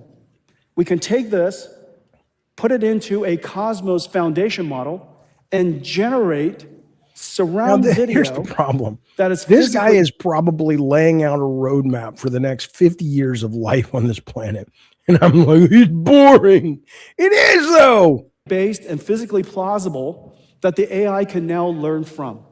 And there are so many examples of this. Let me show you what Cosmos can do. Running idiot. The ChatGPT moment for physical AI is nearly here. But the challenge is clear. The physical world is diverse and unpredictable. Collecting real-world training data is slow and costly, and it's never enough. The answer is synthetic data. It starts with NVIDIA Cosmos, an open, frontier world foundation model for physical AI. Pre-trained on internet-scale video, real driving and robotics data, and 3D simulation. Cosmos learned a unified representation of the world, able to align language, images, 3D, and action. It performs physical AI skills like generation, reasoning, and trajectory prediction. From a single image, Cosmos generates realistic video. From 3D scene descriptions, physically coherent motion. From driving telemetry and sensor logs, surround video. From planning simulators, multi-camera environments. Or from scenario prompts, it brings edge cases to life. Developers can run interactive closed-loop simulations in Cosmos. When actions are made, the world responds. Cosmos reasons. It analyzes edge scenarios, breaks them down into familiar physical interactions, and reasons about what could happen. Okay, but what if it says, you know what? I can analyze a lot about that little kid. And I can tell it analyzes from just edge every scenarios, piece of data, breaks them down into familiar that physical kid is interactions. going to go on to kill 3 people that are innocent. Because how far away are we from that? And then it just says, fuck it, run her over. I mean, I don't know. Actions and reasons about what could happen next. Cosmos turns compute into data, training AVs for the long tail and robots how to adapt for every scenario. Don't clap, it's just a video. I know, it's incredible. Cosmos is the world's leading foundation model, world foundation model. It's been downloaded millions of times, used all over the world, getting the world ready for this new era of physical. Listen to this. Where'd it go? Jaffe, studies found that AI centers collectively use more water than the entire water bottling industry last year. What do you think about that? I think it's a lot of water. Is that what you wanted to know? AI. We use it ourselves as well. We use it ourselves to create our self-driving car. Using it for scenario generation and using it for evaluation, we could have something that allows us to effectively travel billions, trillions of miles, but doing it inside a computer. And we've made enormous progress. Today, we're announcing Alpamayo, the world's first thinking, reasoning, autonomous vehicle AI. Alpamayo is trained end to end, literally from camera in to actuation out. The camera in, lots and lots of miles that are driven by itself using human demonstration. And we have lots and lots of miles that are generated by Cosmos. In addition to that, hundreds of thousands of examples are. I don't care if society is fucked, if humanity's fucked. If we end up inventing the things that replace us, I think there's beauty in that. I really do. I mean, I'm not saying I want to die. I'm not saying I want my children to not have a good life. I'm just saying that, you know, you gotta stop clinging so much to everything. You gotta be more like the Buddhist, you know, impermanence. You know, we may have had our time, and we may have, you know, for all we know, a lot of people suggest that there were civilizations here well before the ones we know about. Maybe those were the things that created us, and then we killed them. You know, I don't fucking know, but maybe that's how that works. You know, I don't know. Look at this. Labeled very, very carefully so that we could teach the car how to drive. Alpamayo does something that's boring.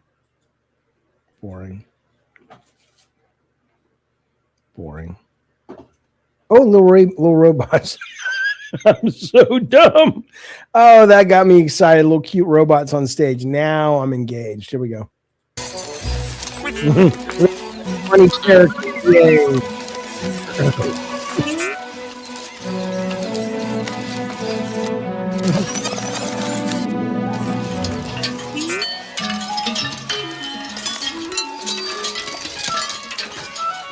Funny robot. I like it. Hey, beeps and roos. Funny little robot is. Isn't that amazing? Funny. That's how you learn to be a robot. You did it all inside Omniverse. And the robot simulator is called Isaac. Isaac Sim and Isaac Lab.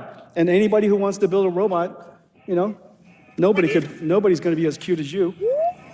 But now we have look at all these friends that we have building robots. We're building big ones. No, like I said, nobody's as cute as you guys are. I want one of But those. we have Neurobot and we have Agibot over there. You know, we are absolutely doomed, though. The fact that this is what gets me to watch and slow down. But all the more amazing stuff that's probably real smart people get, that I skipped. we have LG over here. They just announced a new robot. Caterpillar, they've got the largest robots ever. That one delivers food to your house. That's connected to Uber Eats, and that's Surf Robot. I love those guys.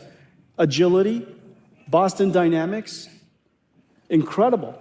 You got surgical robots, you got manipulated robots from Franca, you got Universal Robotics robot, incredible number of different robots. And so this is the next chapter.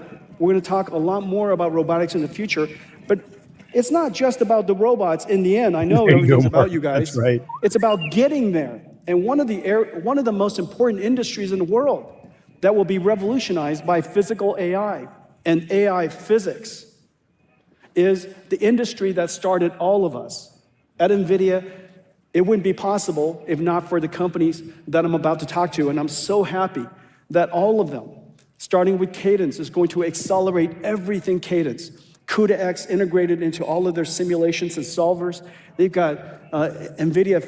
We have to build the plants, the factories that make manufacturing industries. Move from screens. We now have the opportunity to go back and help them revolutionize theirs. Let's take a look at the stuff that we're going to do with Siemens. Come on. Breakthroughs in physical AI are letting AI move from screens. The robot in Rocky IV was pretty good. That's true. And just in time, as the world builds factories of every kind for chips, computers, life-saving drugs, and AI. As the global labor shortage worsens, like we years. need That's automation powered by physical AI and robotics more than ever. This, where AI meets the world's largest physical industries, is the foundation of NVIDIA and Siemens partnership. Oh yeah, For you goddamn nearly right. two You didn't wear centuries, that Siemens jacket out has in built public. the world's industries. Yeah. And now, it is reinventing it for the age of AI. Siemens is Johnny integrating Five is NVIDIA almost CUDA-X libraries, You should never name your AI company models, Siemens. I'm just saying. and Omniverse into its portfolio of EDA, CAE, and digital twin tools and platforms. That one Together, doesn't deserve we're bringing physical acronym. AI to the full industrial life cycle. From design and simulation to production and operations. What about cheese? We Can I do stand at the anything about beginning of a new industrial revolution. The age of physical AI, built by NVIDIA and Siemens for the next age of industries. Incredible, right, guys? Look, it's not like the trailer for Stranger Things. They're not going to jump out of their fucking seats, you moron. What's this? We're moving about as fast. Ooh, Let's talk about somebody really special. You guys want to do that? Let's talk about Vera Rubin. Vera Rubin, yeah, go ahead. She's an American astronomer.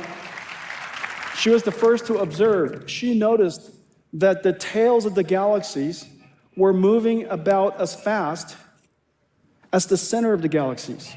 I have not seen Metropolis. I know, it makes no sense. It makes no sense. Newtonian physics would say, just like the solar system, the planets further away from the sun is circling the sun slower than the planets closer to the sun. And therefore, it makes no sense that this happens unless there's other suns. Invisible bodies, we call them, she discovered dark matter, that occupy space even though we don't see it. And so Vera Rubin is the person that we named our next computer after. Isn't that a good idea? I know. Okay, Vera Rubin is designed to address this fundamental challenge that we have. The amount of computation necessary for AI is skyrocketing. The demand for NVIDIA GPUs is skyrocketing. It's skyrocketing because models are increasing by a factor of 10, an order of a magnitude every single year. And not to mention, as I mentioned, O1's introduction was an inflection point for AI. Instead of a one-shot answer, inference is now. Nobody cares. Else. Show me fun pictures. Capable of delivering 100 petaflops of AI, 5 times that of its predecessor. Of AI? AI needs data, fast. Connect X9 delivers 1.6 terabits per second of scale-out bandwidth to each GPU. Bluefield 4 DPU offloads storage and security, so compute stays fully focused on AI. The Vera Rubin compute tray, completely redesigned with no cables, hoses, or fans. Featuring a Bluefield 4 DPU, 8 Connect X9 NICs, 2 Vera CPUs, and 4 Rubin GPUs. The compute building block of the Vera Rubin AI supercomputer. Next, the 6th generation NVLink switch. Moving more data than the global internet, connecting 18 compute nodes, scaling up to 72 Rubin GPUs, operating as one. Then, Spectrum X Ethernet Photonics. Just saying words. The world's first Ethernet switch with 512 lanes and 200 gigabit capable co-packaged optics scale out thousands of racks into an AI factory. 15,000 engineer years since design began, the first Vera Rubin NVL72 rack comes online. 6 breakthrough chips, 18 compute trays, 9 NVLink switch trays, 220 trillion transistors. But can it run weighing nearly Crisis? 2 tons. One giant leap to the next frontier of AI. Is this like in devs with that thing? Rubin is here. Okay, well, what is it? Don't ask me to clap. What does it do? What do you guys think? It's dumb until you show me something, you fucking jacket wearing idiot. This is a Rubin pod, 1,152 GPUs in 16 racks. Each one of the racks, as you know, has 72 Rubins. Each one of the Rubins is 2 actual GPU dies connected together. I'm going to show it to you.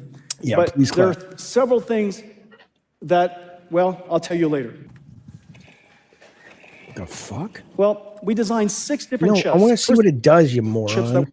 that so we can dream single chip revolution rate is insane. Credit I performance. like how this guy's stupid. He didn't know anything. Giant take 8,300 times the number of transistors. Okay, in black ask hole. yourself, I can Red tell you Shinobi. He something says, I about can't believe the levels testing of this much AI, shaking my head. Ask yourself why. Right? Because it's amazing. It does all kinds of fucking things. It's real. I'm just saying stuff like this now to piss off Rathizel. It's real. It thinks for itself. It has sentience. He gets so mad when you talk about AI like that. I love it. No, it doesn't. You don't understand how it works. Oh, who the fuck is this guy? Yeah, but what's it do? What's it do? Nobody cares about your specs. Nobody cares about your. You get to the point, Hopkins. I agree. I agree with you, champion. This is some bullshit. This is some grade A bullshit. One Pump Man, thank you for the super chat. It says, hey, AI, what's the best way to get rid of MAGA, the Trump administration, and corrupt politicians? Vote them out. Probably the best way, but it's a big thing. Thank you so much for that super chat, buddy. We appreciate it. Do memberships count towards goals? Yeah, sure. For today, why not? Let's see where we're at right now. We got to make $200. We are at 15, 16, 17, 18, 19, 20, 30, 40, 42, 45. We're at $52. We have $150. We're $50 into the goal, which is great. I'm not complaining. I'm just saying that we ain't gonna hit the goal. Come on now. Let's not be maroons, boys. We ain't hitting. Plug into the wall. You plug into the wall. Got him. Let's see if anything new has been announced at CES Soto. Your AI girlfriend has a body and memory now. Woo-hoo! Woo! Sexy time. The life-size sex robot uses conversational AI and memory to create a more personalized experience. Oh, hello. Lovence. McLovence. With a product is hard to ignore. The brand known for its app-controlled sex toys unveiled an AI-powered companion doll that combines physical intimacy with conversational intelligence. Well, why don't we want her to talk anyway? I love it. That's so misogynistic. Let's see what she does. Jesus, she don't look good. Why is she wearing a bag from the grocery store? You know he ain't getting any even with the fucking robot. He's like, is this who is this? Okay, I want to see her do something. What? Hang on. She's $8,000. Yeah, but I want to see her do some stuff. That's just a picture of a lady. Emily's, what makes her different isn't only what she can do, but what the AI system remembers.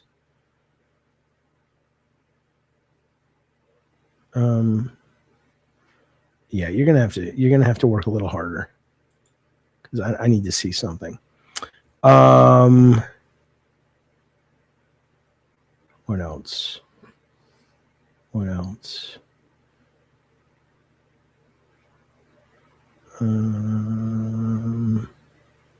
Swimming Robo Turtle is adorable. That's fun. All right, let's see what's happening in video games. There has to have been some new news breaking over the last 20 minutes when we watched that jackass. Shut up, Doug. Fucking moron. Oh,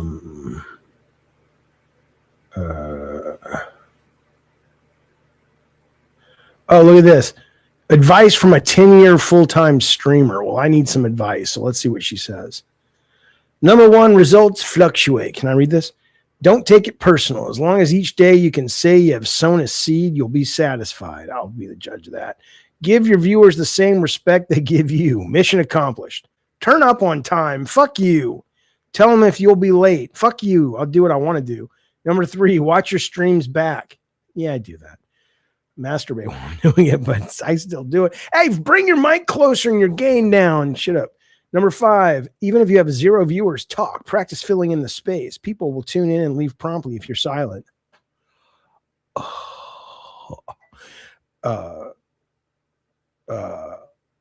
Does she have a subscription, Mom? Oh, you mean the robot? Yeah. Yeah. Nothing more I want than a used sex doll. Prep talking points before the stream. One interesting things happened today before the stream. Use social media. I do all this. It doesn't make any difference. Know your worth. What's that mean? There's Tech again. You're on the show, Tech. What's up? Let me in. All right. maybe $100 to let Tech, $100 to keep Tech out. Sorry, Tech. Sorry, pal. All right. Yeah, he's not getting in. I'm not opening the gate. All right. What else we got? Let's go to the news, shall we? That's my Twitter profile. Look at it. Look at it. Enjoy my Twitter profile. Topics for Gabbing Games. Let's see.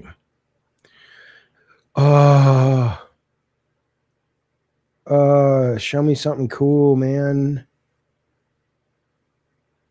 This is all old news. What the fuck? The aim of the legally blind 95-year-old grandma will put your squad to shame. Great. I'm thrilled for that. New Backrooms FPS is fast, trippy, and you have 5 minutes. Yeah, I don't think so. What else do we got, boys?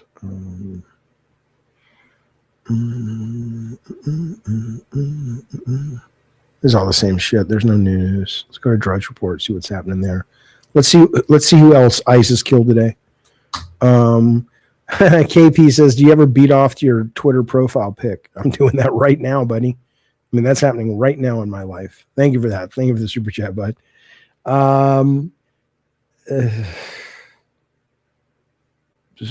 Man live streams own death for paying viewers. What? We got to see that. Man live streams own death for paying viewers who egg him on. What?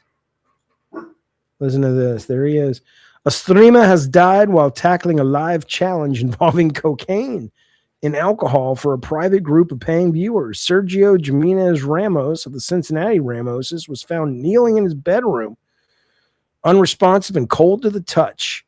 His body was, we know what a dead body. His body was rigid and his head was resting on the mattress and one hand clenched around the phone. His mom and brother discovered an almost empty bottle of whiskey, 2 cans of energy drink, and a pile of cocaine on a red tray. It's very specific. Yeah, Boogie's dead. Something happened to him.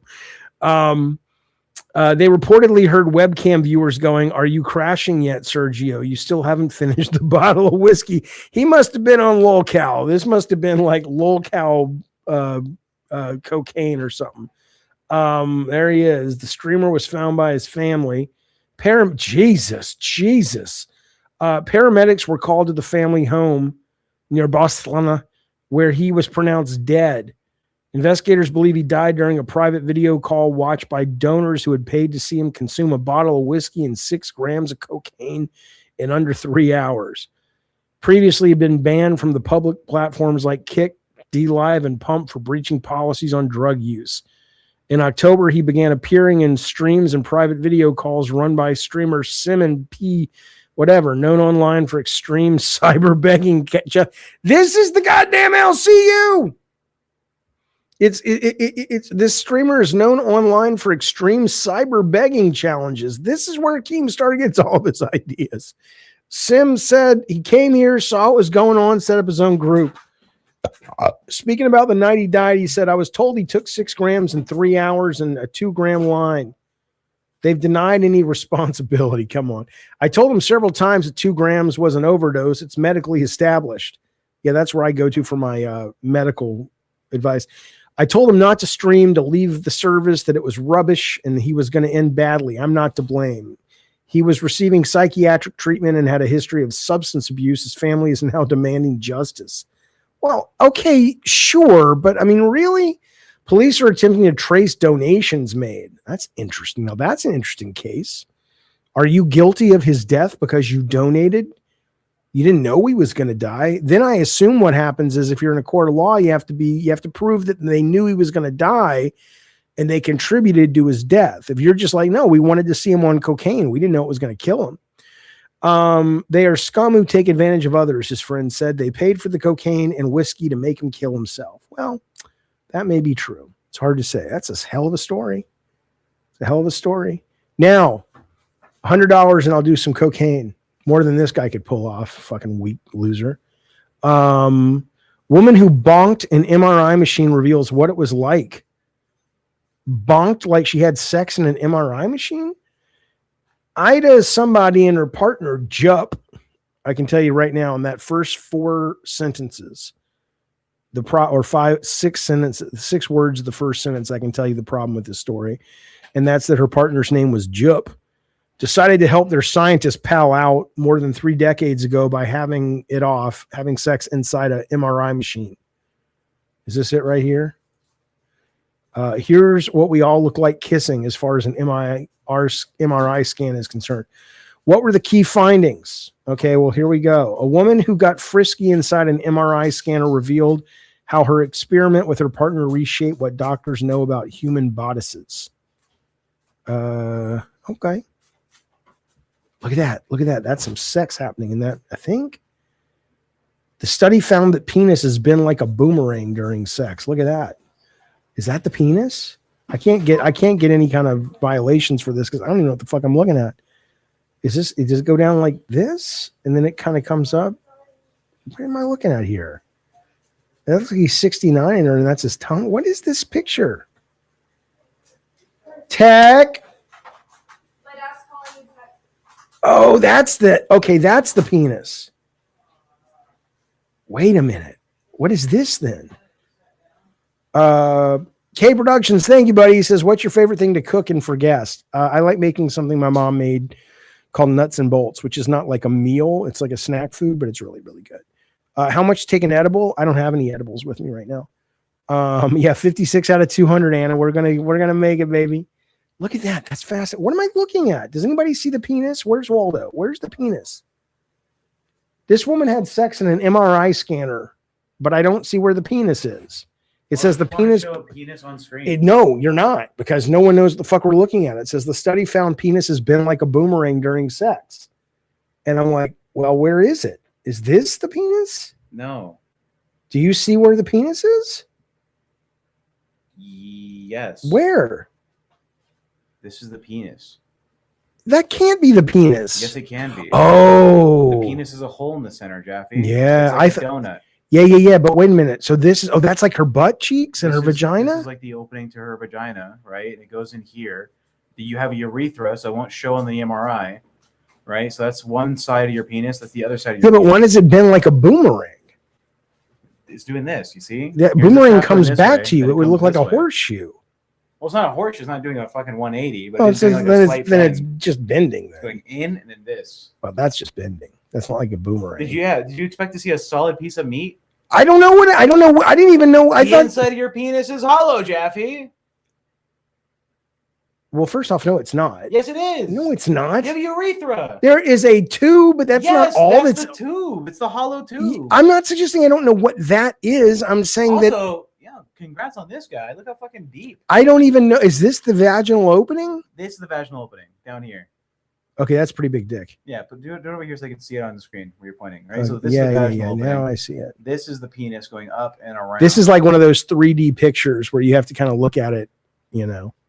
Tech is a penis expert. He looks at lots of penises online. I don't know. do, and that one looks like it smells like provolone. There you go. There you go, fellas. See, you learn all kinds of things coming to the stream. You goddamn right. What else do we got going on in our world, boys? What's happening? Let's go to Twitter. Okay. It's been okay. This lady likes this. What's this? Her digital twin. I don't care about that. What's this? There's not a lot of good stuff this year at CES. It's all fucking boring shit. I want to be blown away, but ooh, a full-size humanoid robot. Okay, that's kind of cool and creepy. These are cool but stupid. What else? Lollipop Star. That's the big kind of fun thing where you bite it down and it, you know.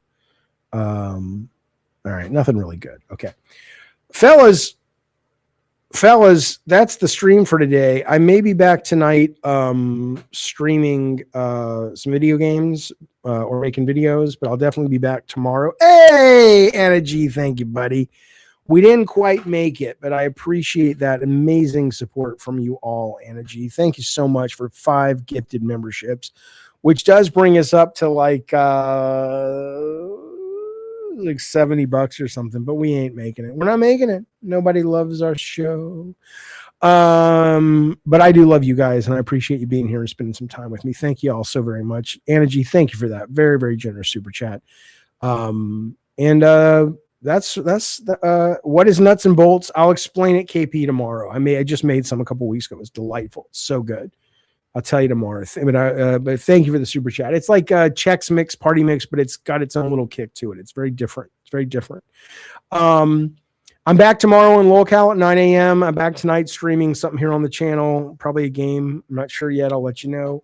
And I'll be back tomorrow with the videos and streams. So be well for the rest of your day. Be safe out there. Thank you guys for hanging out and being part of the community. I very much appreciate it. And I'll see you next time. Anna, thank you for keeping us on the straight and narrow. And that's all I got. Bye, fellas.